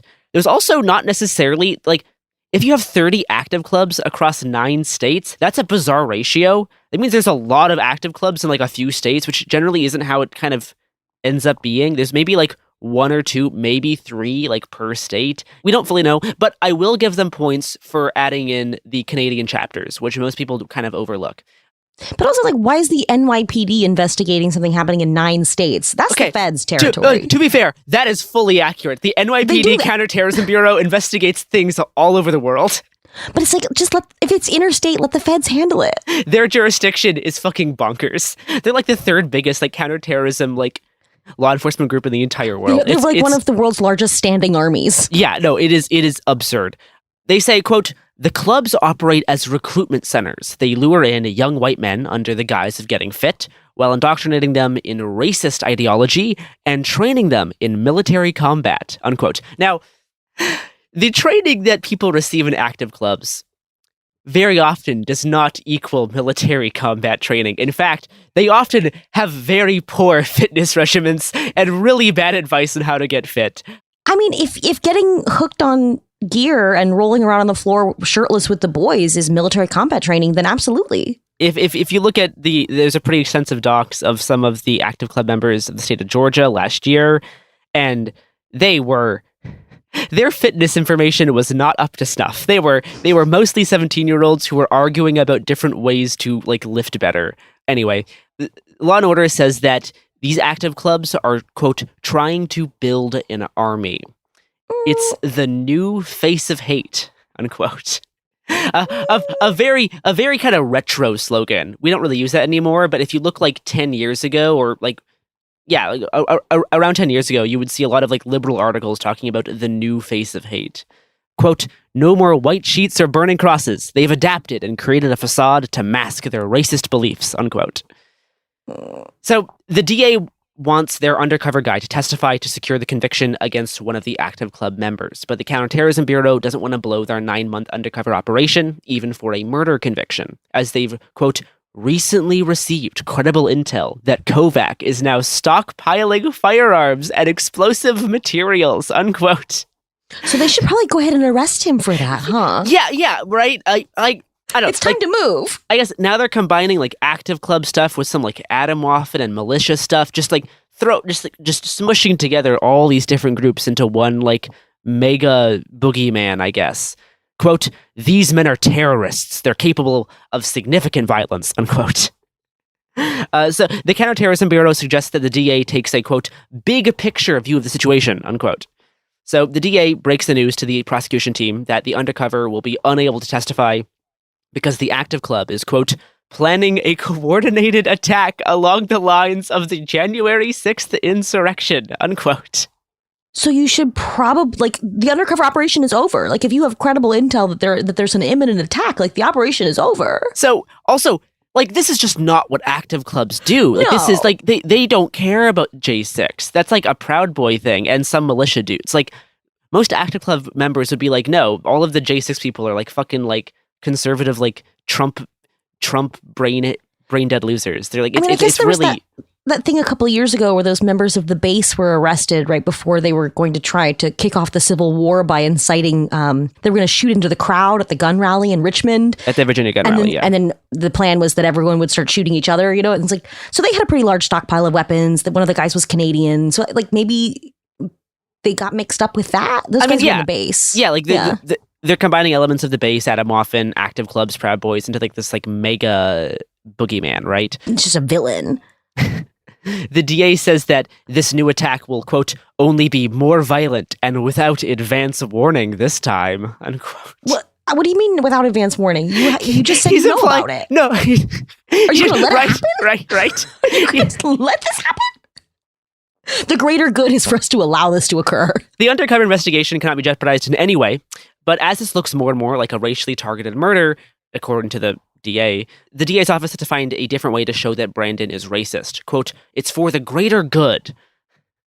A phrase that Hugh Dancy says helps justify a lot of otherwise unjustifiable positions. And true. They start getting into this kind of debate around like the ethics of like doing a long-term infiltration operation versus seeing like an active seeing an active threat, or like seeing a way to like currently clamp down on a like arm of an organization, even if they can't get the whole thing yet. And they have this debate of like, is it better to like do like a long-term strategy, or to like just like chop off as many limbs as we can as we go on? And again, it doesn't make sense, because if they have all this credible intel, why not just like get them right now? But like, whatever. Right. Wrap it up. So back in court, Mr. Kovac is on the stand. Hugh Dancy asks if he and the defendant have ever discussed, quote, racial ideology. To which Kovac says, I don't know what that means. Believable. The prosecutor, I mean, yeah, that is the correct answer for this situation. The prosecutor elaborates, racial purity, interracial marriage, what role black people should or shouldn't have in society. And Kovac once again feigns ignorance. Hugh Dancy asks about Kovac's 88 tattoo being a Nazi symbol, and Kovac just says, I don't know, I just like the number 88. And then the prosecutor doesn't explain to the jury that it means Heil Hitler? He just moves on. Never once in the episode is it explained that the 88 symbol is a reference to Heil Hitler. They never once. actually say it. Never say it. Yeah. Dancy does bring up Mr. Kovac's 4 prior convictions for assaulting black men, 2 of which were charged as hate crimes, and Kovac just says that was a long time ago. And now, see, I do want to say, because I made such a big deal about it earlier about how you can't ask about prior convictions, I think in this case it is an allowable exception, because it goes to direct impeachment. Like if he said he made a statement himself about how he's not racist, and you say, well, you have a hate crime conviction. And later in the courtroom, he says that he, of course, obviously doesn't have any problems with black people when being questioned by the defense attorney. But Hugh Dancy pulls up Kovac's social media accounts, all of which contain the phrase blood and soil in his bio. Objection! Relevance! The prosecution then argues that Rebecca Lasky's testimony of hearing something about blood and dirt may have been a vague recollection of hearing blood and soil. No. Dancy describes blood and soil as a Nazi reference to a racially uniform society. The jury would not have been allowed to hear this. This would have happened outside the presence of the jury. Kovac just says the phrase means that you're proud of who you are and where you come from. Kovac taught the defendant how to fight, how to do a chokehold. So to end the questioning, Hugh Dancy asks if he also taught the defendant to hate black people. Objection! Oh, wow.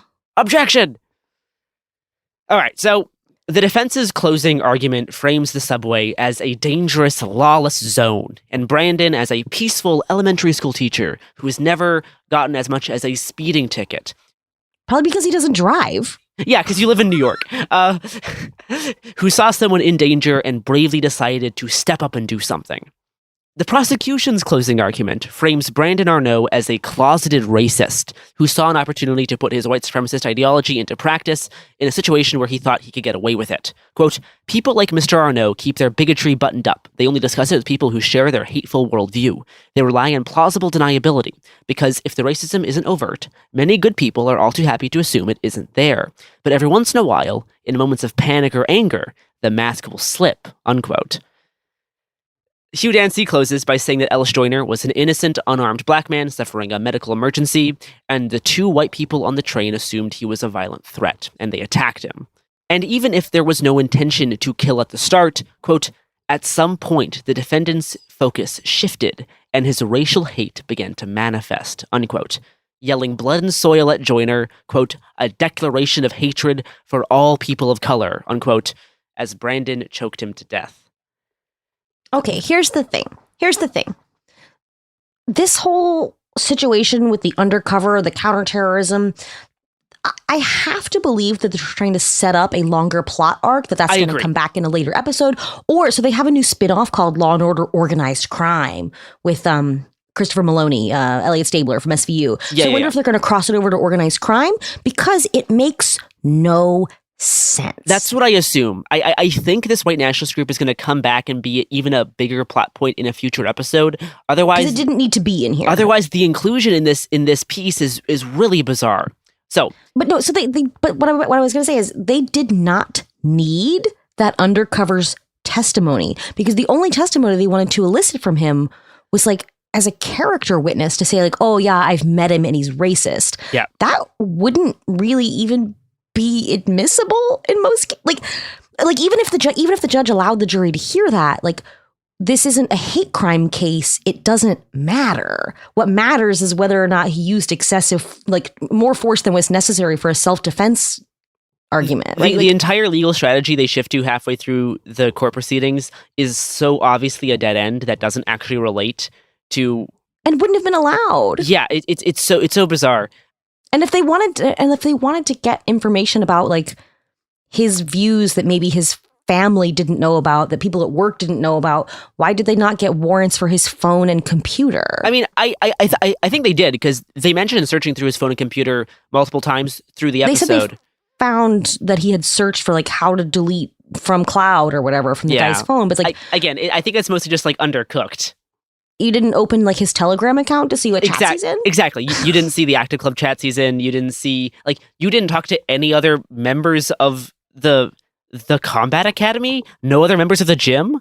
Really? Anyway, so the jury finds the defendant not guilty because, yeah, okay. Outside the courtroom, the head DA says, quote, we did the best that we could. Here's another problem.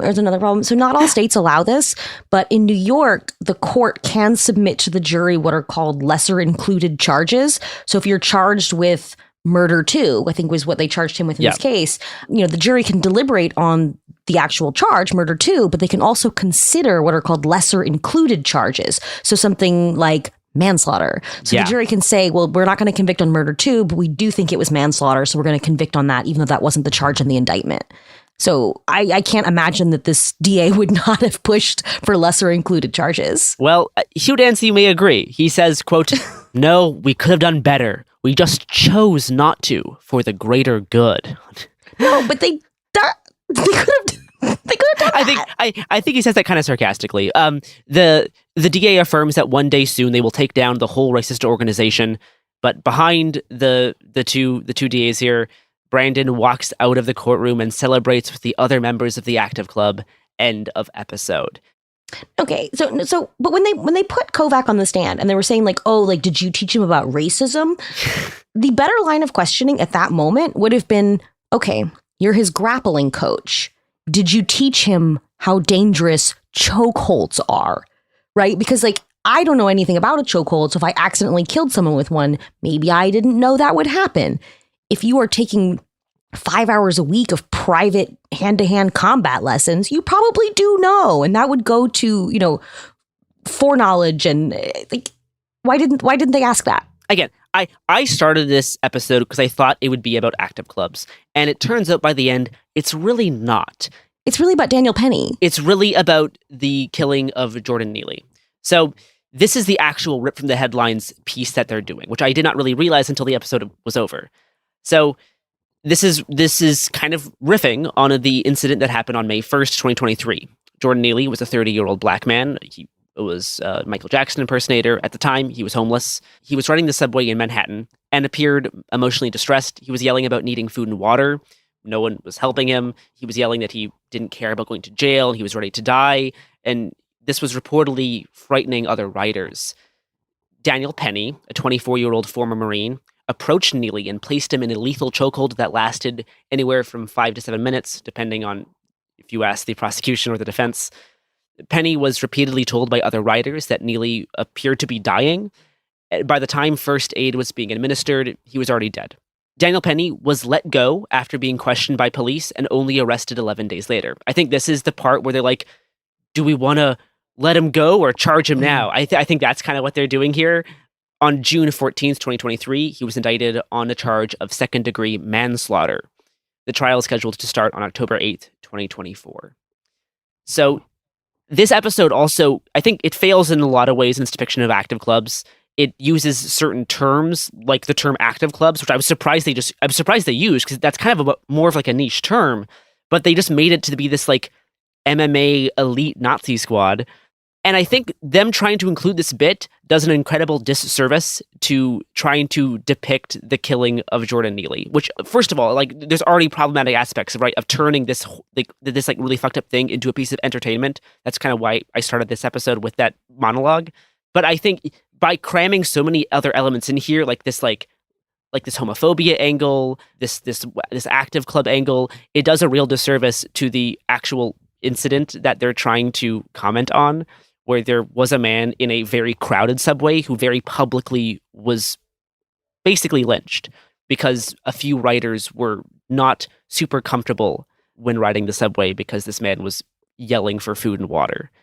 So it's not great. But after watching Leave the World Behind, Civil War, and this, I think this is the best depiction of our current political moment out of all of those three things, which is a pretty fucked up bar. I guess, Molly, do you have any other thoughts on how they depict Nazi stuff in this? I mean, not well, bitch. No, I was just gonna say, I was looking on Reddit and seeing people's takes on it on the Law and Order Reddit, and I found this fantastic comment. They did take the Daniel Penny case, but changed the whole story to make Penny look guilty, probably to make the real Penny look like a bad guy in real life. Objection, Your Honor. Mods. Not great. Because also, I mean, it also, like, for people who are like looking at this as a parallel to Jordan Neely, like, oh, why did they change so many details to make him look even more guilty? I'm like, no, that's not what's happening at all. Like, I think they did a disservice to that story by changing so many elements. I mean, like you said, there's a conversation to be had about the ethics of depicting the story as entertainment, period. Yeah. But if they're going to do it, and they've been doing it for 30 years, right? That's just what Law and Order does. If they're going to do it, I think they have a responsibility to not do this. Yeah. Well, again, they have bigger fish to fry since there's that upcoming worse than January 6th attack led by these MMA guys who are stockpiling explosives. So watch out for that, I guess. Yeah, I guess I'll have to watch the rest of the season to see if the MMA gym blows up New York. Yeah, I will not be until they release a direct follow-up. So I think that does it for us today. This is already way too... This episode's already long. Than the episode. It's already longer than the Law & Order episode. So that does it for us today. Thank you for listening. If you want to check out my review of Civil War, it's very short, but it's kind of to the point. I'm on Letterboxd at Hungry Bowtie. And then the reviews that I liked, which are underneath my own review, go into more depth about kind of the problems with that film in my opinion and other people's opinion. Anyway, where can people find you online, Molly? Oh, I am on Twitter at Socialist Dog Mom, and my newsletter, The Devil's Advocates, on Ghost, and I guess that's it for me. Oh, I'm podcasting sometimes now. No objections from me. Yeah, I guess by the time you're listening to this, you can listen to my latest episode of this show yesterday. All right. See you on the other side.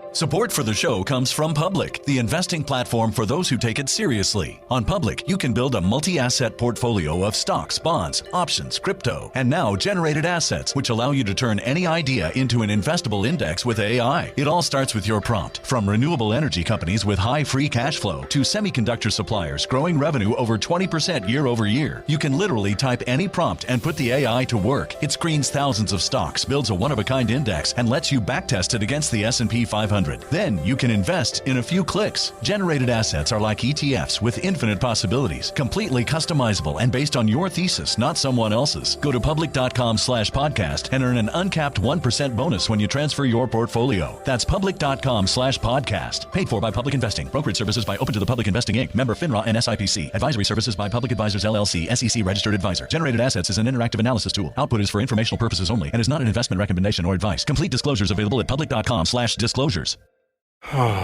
Sink into affordable luxury. Anabay is the only machine washable sofa inside and out. With stain-resistant slip covers and a cloud-like frame duvet, everything goes right in the wash. Plus, the modular design lets you change the look of your space anytime. Visit WashableSofas.com to upgrade your home. Shop up to 60% off site-wide, with sofas starting at just $699 and a 30-day money-back guarantee. Shop now at WashableSofas.com. Offers are subject to change, and certain restrictions may apply.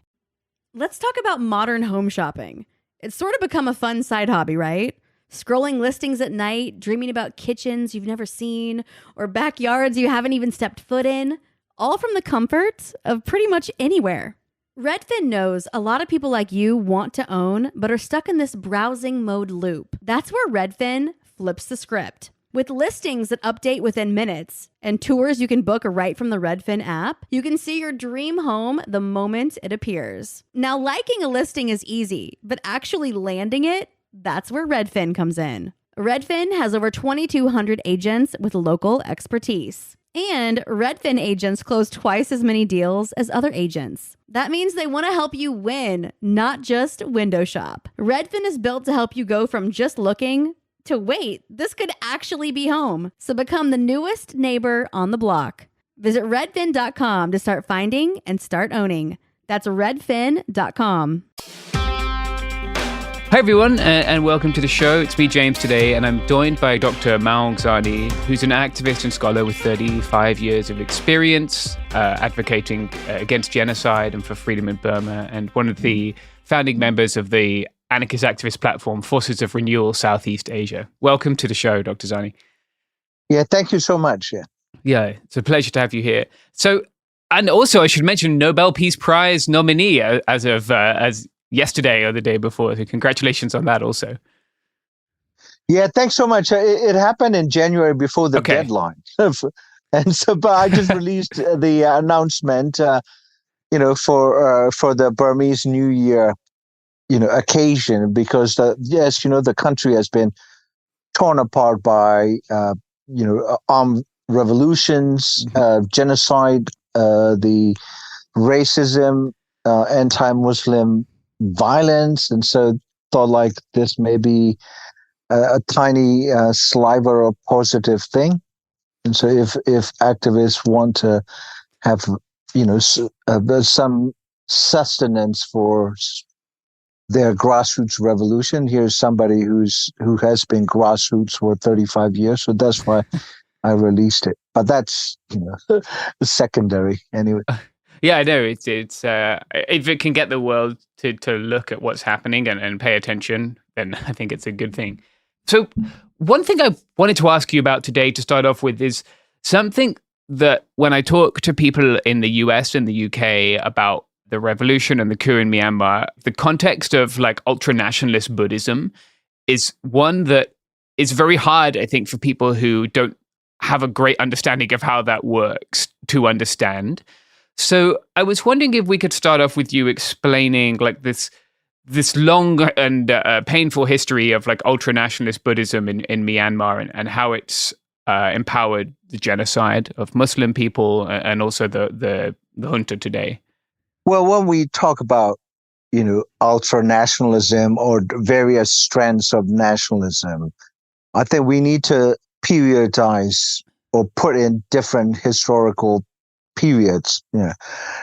because, the term nationalism was a progressive, emancipatory, ideological umbrella when the local society of primarily Buddhist and also other people, but the majority political systems were built on the foundation of Buddhism in Burma, like different kingdoms.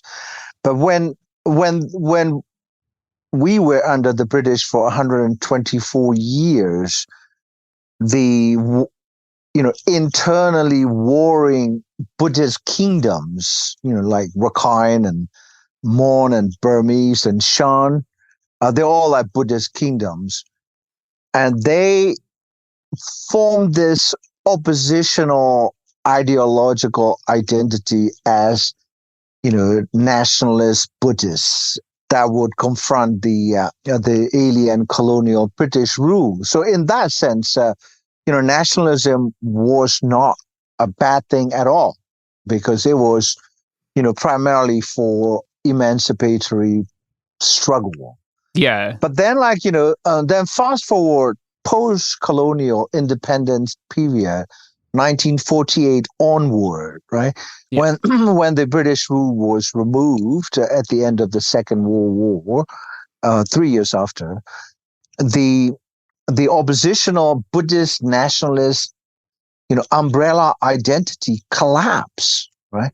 So Rakhines want to foreground their ethnicity, given that the main oppositional commonality, colonialism, was no more.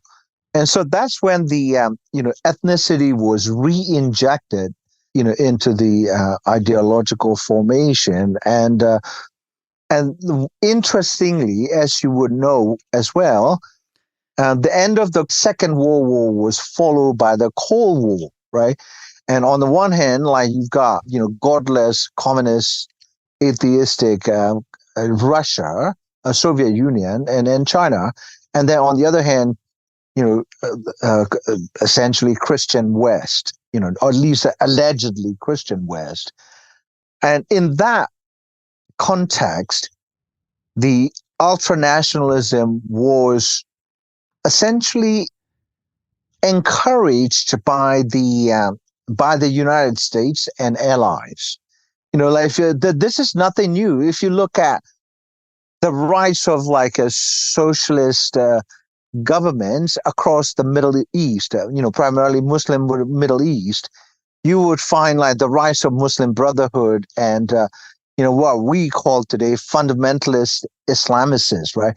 But the Buddhist with the ethnocentric orientation were encouraged, by the United States through grants and aid. Yeah. The same way, the rise of, fundamentalist Islam was encouraged or midwified with the U.S. money. Yeah. Because this is important, because through the eyes of the Cold War strategists, the only way that egalitarian leftist ideologies could be confronted was through the faith-based ideology. So I don't want. I'm not saying that the Burmese nationalists and ultra-nationalists were not responsible for their own growth, but what I'm saying is there was a larger global context in which this monster was hatched. Yes. And so, but even, the going back to the 1930s after the Wall Street collapse, then the deep recession pervaded across the world, and colonial economies like Burma with massive agricultural export economy, the British found it expedient to basically turn to religious divide and rule. Mm-hmm. And the Burmese Buddhist laboring classes were pitted against the Indian laboring classes of different religions. But that was more like the Buddhist nationalists, ethno-nationalists versus, like what we would call today migrant laborers from India, because we were part of British Empire. After the British left, the Muslims began to be scapegoated. Yeah. And then finally, I think we cannot understand, as you know very well, the nationalism or ultra-nationalism without some kind of political organization. And that organization is what we call Burmese political state, whether it's controlled by the civilian elected politicians or the military as an organization. Political states always there, whether it's fascism in Nazi Germany or Italy or Japan, or the genocidal Myanmar about 15 years ago. State was the engine. Actually, it's not the people that were generating this toxic ideology. It was the state that was inventing, manipulating, and mobilizing towards their sinister ends. Right. Yeah, and it's the divide and rule strategy and the fall. I guess the falling back to these kind of colonial methods of rule is something that I guess I want people to understand is still happening in Burma or Myanmar. Right. We see the military, the junta doing it right now, right? Like attempting to foment inter-ethnic conflicts to prevent the formation of a popular front or a coalition against their rule, right? Yes, I think the one observation I want to make is, independence from Britain, restoration of, say, modern form of sovereignty to Burmese people, was not a clean break from the colonial past, because the state in Burma, as it exists or it has existed over the last 70 plus years, remains a colonial state. It was an instrument of economic exploitation or racialized or ethnicized administration, and all the security laws and or ordinances and whatnot. They were formulated with the interest of the ruling colonial interests or power, like at the time British. And what independence did was really transfer of this internally racialized entity we call state from the white man's hand to the brown man's hand, the Burmese.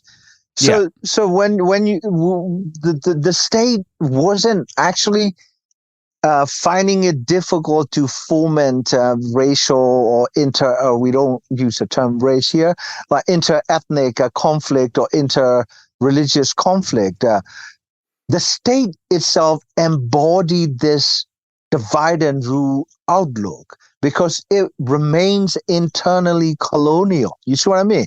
Yes. So so I think that it isn't simply the policies of the XYZ regimes that have ruled Burma since independence, but the state itself is conducive to or supportive of this kind of inter-religious and inter-ethnic contest, because there are no principles of equality as ethnic or religious communities, or there was no sense of horizontal or vertical fairness among the political class and the majoritarian agrarian communities. And so the state itself is problematic. Yeah, that's why, when Aung San Suu Kyi came to, semi-power because the military still controlled or backseat drove her regime, she found it really difficult to maneuver because she was straitjacketed in this internally colonial shell. Yeah. Yeah. And then so I think, of course, it's correct. What the military is doing now, say in Rakhine State, where they committed genocide against Rohingya Muslims. They drove out, close to 800,000 Rohingyas genocidally across the border to Bangladesh in 2017 and also 16.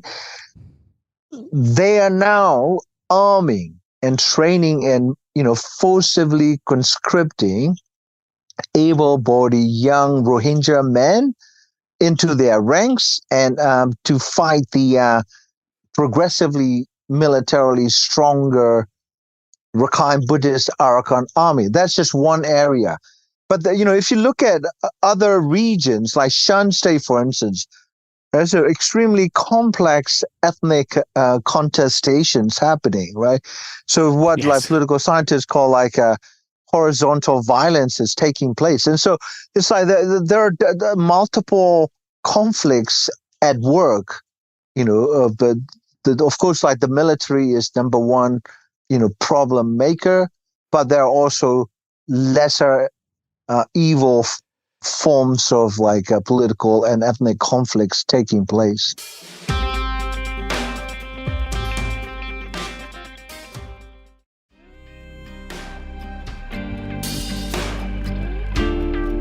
Yeah, I think it's very much the case. Shan State is, I think, particularly complicated and interesting.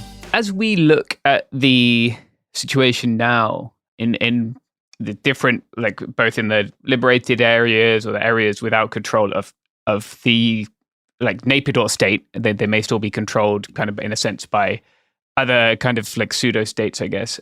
Are you familiar with this? There's this argument, I think it's probably articulated, I'm sure you are, articulated most notably by James C. Scott and he looks at the example of Myanmar and has been rightly criticized in some areas of the mountains as an area where people can, I guess, choose to opt out of the state or to be where the state is not completely consolidated, I guess, and never has been. Yeah, I know Jim's work. He divides people into valleys and mountains. Yeah. But what's interesting is it's a lot more complex than this. The dualistic understanding of hill people versus plain people, because even in the hills there are highlands and there are plateaus and but also I think that I find it more useful to look at this not through geographic lens but through the colonial lens, because you've got the colonial state, because Jim is essentially an anti-statist, but as a matter of value, I am with him, because I'm bent on the anarchism as my value, But analytically, I think the given the fact that the colonial state continues to live on and continue to haunt the Burmese society, I think the way I look at it is center and periphery, right? Yep. Yeah. Irrespective of the altitude. I mean, at this point, altitude's no longer really strategically important, because we live in the age of drones and MiG-29s and F-16s. So, mountains are no longer cover. You see what I mean, right? Yeah.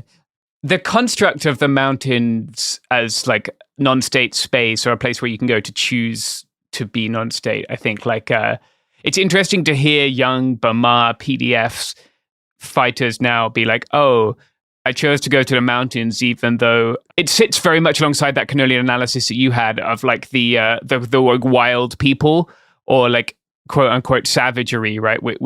Or when I speak to Burma people who are 21 now, who joined the PDFs at 18, 17 after the coup, they had all been very much indoctrinated with the idea of non-Burma people as quote savages or wild people who lived in the quote mountains or jungles, and choosing to go there to escape the state I think it's really interesting to hear like that analysis reproduced in their storytelling of their own lives. Yeah, I mean, I think it has been in the Burmese political psyche. You move away from the center, and you are more autonomous, and you are, freer from the the reach of the center, right? Because we still have this center periphery mentality. Yeah, I mean, culturally, yes, you're absolutely right. The way people in the center, like the group that I belong to, Burmese Buddhist majority, we look down on people that are on the periphery, right? The way people dress. I mean, it's also like, the rural and urban divide as well. Yeah. The even like those who grew up in the non-majoritarian, regions, what I call the peripheries of the Burmese colonial state, when they settle in Rangoon or Mandalay or major urban areas, they begin to dress. They begin to. They necessarily adapt to the Burmese way of life, the majority dominant, customs and whatnot. And so I still stick with the this whole colonial relations, the organizationally and psychologically. Also like we have the vocabulary. If you want to oppose a central state or the central regime, we say we take refuge in the forest, right? Yeah. And we take refuge in the forest or under the tree against the scorching sun or like pouring monsoon rain, right? Or the evil center, right? And so it's all built in. It's in the language. Even, like organizing an armed revolt or going underground is described as taking refuge in the forest, the jungle, and what's interesting though is like, from the state's perspective, if you're taking refuge in the jungle, of course, like that's treasonous, and that is an act of criminality.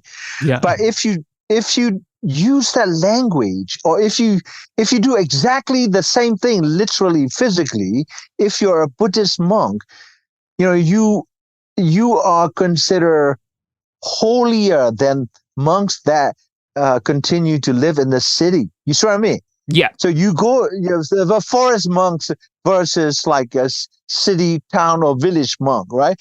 So this is quite a fascinating linguistic, twist here. On one hand, like, but from the revolutionaries' perspective, if you're in the jungle, you grow certain aura around you. You are in the jungle, right? And you don't wear jeans, or you don't look like city people, but you're wearing, like the fatigue, army fatigue, and jungle, the paraphernalia. And as a revolutionary, that's like Che Guevara type. You see what I mean? Yeah. Revolutions start or organize around jungles. You know what I mean? So it has nothing to do with altitude. You see what I mean? Yeah. It's just I like that periphery colonial model.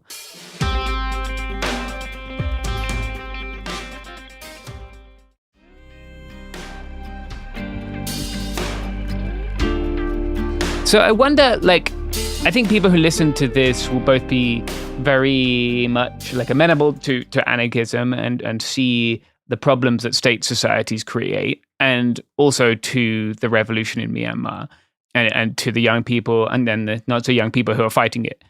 I wonder, like, how do we build a future for Myanmar that doesn't replicate this colonial core periphery model, that doesn't, the sine qua non of the state that's centered in Naypyidaw is like it's this use of violence to control and this colonial relationship, right? So how do we not replicate that in the post-revolution future?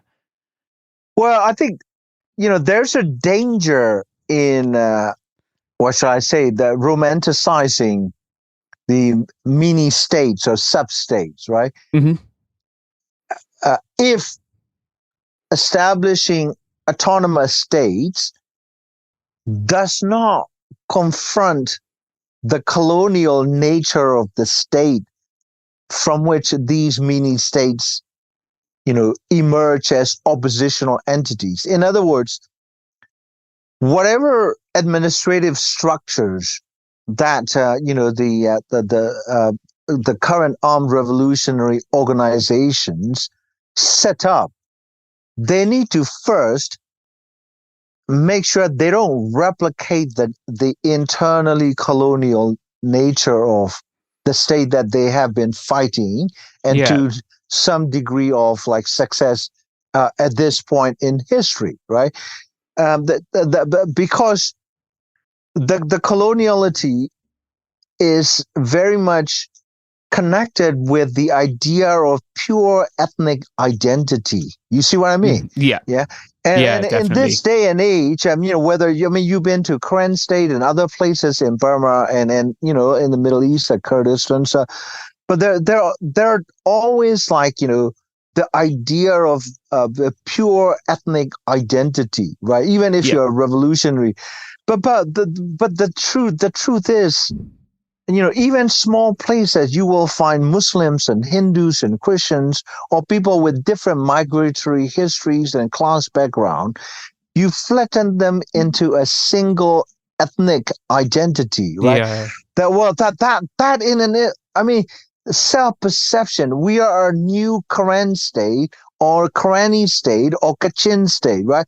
Even Kachin, the term label, the label Kachin in the north, they have about the 3 or 4 major groups there, and some resent being referred to as Kachin, but they go along because they are against the more evil Central Burmese Buddhist state, right? Right. So that's why when I explained to you, at the outset of this the conversation, this your Buddhist identities merge as an oppositional umbrella anti-colonial identity against the British, when that common oppressors has gone home, and then we start fighting each other. You see what I mean? Yeah. So number one is it's very, very important. These new entities do not define their political organizations along any idea of blood and soil. Yeah.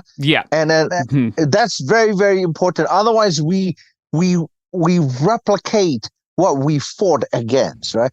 And secondly, I think no military organization should control administrations. But at the moment, with the exception of the Karen National Union, most other ethnically organized armed resistance organizations in Burma, when they set up administrations, administrators are guys who are, carrying AK-47 or some other weapons. You see what I mean? You can, because what they need to do is, as soon as they have secure any ancestral region, what they need to do is they need to separate law and order maintenance from the defense. Yeah. And the reason we have gotten into this bloody mess is because the military did not separate law and order administration as a civilian function from the national defense. So the current progressively militarily successful ethnic resistance organizations have to demilitarize self-consciously and as a matter of policy their new administrations. So these two things, move away from blood and soil idea of identity and demilitarized and civilianized the administration. Yeah. Do you have hope? I find when I talk to especially younger people in the PDF who are mostly Burma, maybe it's easier for them to see the obvious colonial relationship and the way that these constructs have harmed them and prevented them from finding solidarity with people of other ethnic groups. That's something that, like, sometimes they will articulate to me, right? That, like, you know, we were told these people were bad and evil and savage, and they're not, and they're our allies in this fight against dictatorship. Do you think that that's replicated in the leadership of EROs, like that idea that this blood and soil nationalism has been, or this blood and soil identity, I should say, is something that's like been problematic and divisive and will always be so? Or like, do you not see that replicated so much?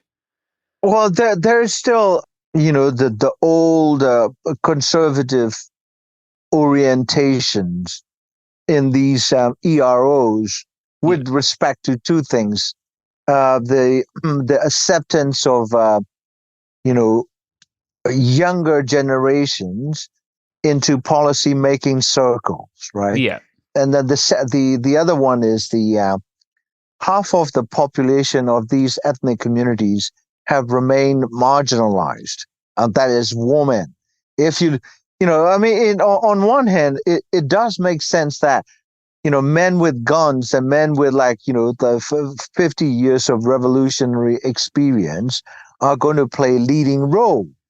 But these guys have to make a conscious effort in changing their own value system, which is like, you know, bring in new generations with more progressive ideas into policy making circle, leadership circle, and bring in women. And, you know, I wish I know more about the Kurdish revolutionary organizations. My own very limited understanding is that, you know, gender equality, I mean, for the Islamophobic crowd, it might be quite shocking, but the Kurdish revolutionary organizations are, you know, much more gender equal. Yeah.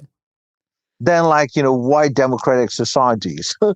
Yeah, that's right. And I think their analysis, if I can sort of summarize, like, Apo's thought is that colonialism begins in the patriarchal family, and that the first colonized subject is the woman, and therefore if we can't decolonize our familial and community relations, then we have little hope of decolonizing ourselves as a group or as a society. So their analysis rests in the same place as yours does. And I think that there's, increased solidarity and communication between the Kurdish freedom movement and the resistance movements in Myanmar, which I hope can only do good for that, like, especially with regard to gender relations. It was interesting to see the Karenni, KNDF Battalion 5, issued a statement which said that, like, they had a long way to go in terms of gender relations, and they looked to the Kurdish model of the example of where they can get to, which at least it gives me hope that these things can get better. Yeah, I mean, KNDF is a remarkable, organization, Karen National Defense Organization, right? Karenni. I mean, they are led by very progressive, sort of like, you know, semi-anarchist type young people. Yeah. You know, the ethnicity and gender discrimination are self-consciously avoided and discouraged. Yeah, so yes. Basically, I think we cannot have a successful revolutionary movement, you know, just by trying to, you know, to take power from the center. You know, there has to be, you know, it's an armed rebellion is different from a revolutionary movement. Revolutionary movement involves a shifting fundamentally the non-progressive values and outlooks, right? That is something that needs to happen, and that in my view is a deeply, you know, intellectual, psychological process. But I think like the that is happening, you know, and so that ideological progressive shift is going to hit the ceiling at some point, because you've got old men in decision making positions who haven't bought in entirely the need to shift their value system. And then partially it's not simply ideological, it's also self-interest. when you're the boss for 25 years, you're a little like autocratic tyrant, you know what I mean? Right, in your own little organization. So shifting the giving women and younger generation spaces mean you shutting up 50% of the time and letting the other people speak 50%. Like there are no more like monologue for 1 hour. You see what I mean? Yes. So even like the air time, you have less air time. That's like that's your self-interest, your air time.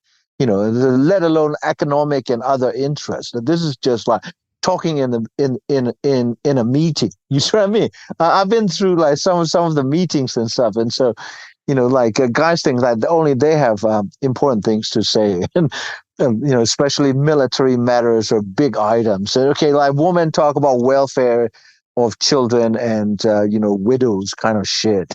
Yeah. This very sort of still like separate spheres gender model that I know. Yeah, I have hope for the young generation, but I remember one of the guys I met. He told me that like he said like 3 years ago, I had some gender problems, and I didn't understand what he meant. And he was like, I thought that women couldn't do things that men could do, and now I realize I was wrong. And like they were telling me that the police wouldn't. There was a taboo to walk underneath a woman's lungi, So they hung them around their protest camps when they were in Yangon fighting the police, and then the police wouldn't come in. So they were like, oh, this is when I realized that sexism hurts everyone. So I think I have hope for that generation. I think it's been one of the things that has given me so much hope for the world in general, as I've been covering the revolution in Myanmar, is to see people reconstruct and change their identities in a progressive and inclusive way. And people in this country and in the UK as well are so stuck in their sort of regressive identities, and to see young people there acknowledge that sexism, homophobia, these racist and interethnic like hierarchies are damaging everyone, it's given me a great deal of hope for the future. Yeah, I share your optimism, and then part of it is the progressives or people or younger people or like older people with progressive outlooks. I mean, everything is constructed, like if you change the material situation in terms of, who's making decisions or under what conditions decisions are made. I think that people are able to shift their thinking. You see what I mean? And so I think but definitely like political leadership is very important. You know what I mean? I don't believe in this like a vanguardist idea of like a group of men, guiding the herd, right? But at the same time, I think like these older men should meet the younger generations halfway. Yeah. And I'm not saying like, okay, all right, like don't trust anyone above 40 because I'm 60, so I still want to be trusted, right? and so, but yeah, I mean, like, I'm 60 and I can take shit from 18-year-old junior friend or colleague who tell me you're full of shit. And here's the reason. I'll listen, right? So I assume like other people my age, my generation, would be able to do the adjustment, right? And especially for the better. And but I think that there are really articulate young people and women, yes, whose voices need to come to the fore. Like like people. I mean, like we don't live in isolation anymore. Like in the 1960s and 70s and 80s, Burma was very isolated, and so the ideological currents did not reach within the Burmese society. So the religion or religions. I mean, Christianity, the type of Christian practices, outlook, whatnot. remain like extremely conservative compared with like, even like a conservative like Christian country like USA, right? Yeah. And then but now, like, with we live in the social media internet age, and so young people use the term like intersectionality. You see what I mean? Yeah. They start to see like race, class, gender, and other issues, like intersecting and producing or reproducing or ending like different forms of repression and exploitation and whatnot. We still have a very, very long way to go. We can shift, but that's not to say that we should feel like discouraged, Right. But we won't see instant changes. No, yeah, but I think over time, I have a great deal of optimism for the future of Myanmar. Dr. Sahni, it's been really great talking. Where can people, especially people who are interested in your work and in the future of Myanmar, how can they follow along with your work and with these struggles to create a more equal and just and democratic in the non-state sense Burma? I use social media, especially like Facebook a lot, and I began like consciously writing in Burmese language because I don't need to inform the world because the world know the shit that's going on in Burma, but so like I think my Facebook's okay, but if people read like English or even like other languages, our own mother tongue, the Forces of Renewal Southeast Asia 4C.co, it's a good platform. We encourage and actually we seek out, very radical ideas in multiple languages, Burmese or Chin or Karenni or whatever language they want to use. We don't censor anyone. They can say anything as long as they're not advocating fascism or violence or like, things like that. And so, I encourage to take a glance at our, Southeast Asia network of like anarchistic activists and scholars. Yeah, it's a great website. I'll include a link to it in the description. Thank you so much for your time this evening. We really appreciate it. Hey, we'll be back Monday with more episodes every week from now until the heat death of the universe. It Could Happen Here is a production of Cool Zone Media. For more podcasts from Cool Zone Media, visit our website, coolzonemedia.com, or check us out on the iHeartRadio app, Apple Podcasts, or wherever you listen to podcasts. You can find sources for It Could Happen Here updated monthly at coolzonemedia.com/sources. Thanks for listening. Life gets messy. Spills, stains, pet accidents, and kid chaos. But with Anabe, cleaning up is easy. Our sofas are fully machine washable, inside and out, so you never have to stress about messes again. Made with liquid and stain-resistant fabrics, that means fewer stains and more peace of mind. Designed for real life, our sofas feature changeable fabric covers, allowing you to refresh your style anytime.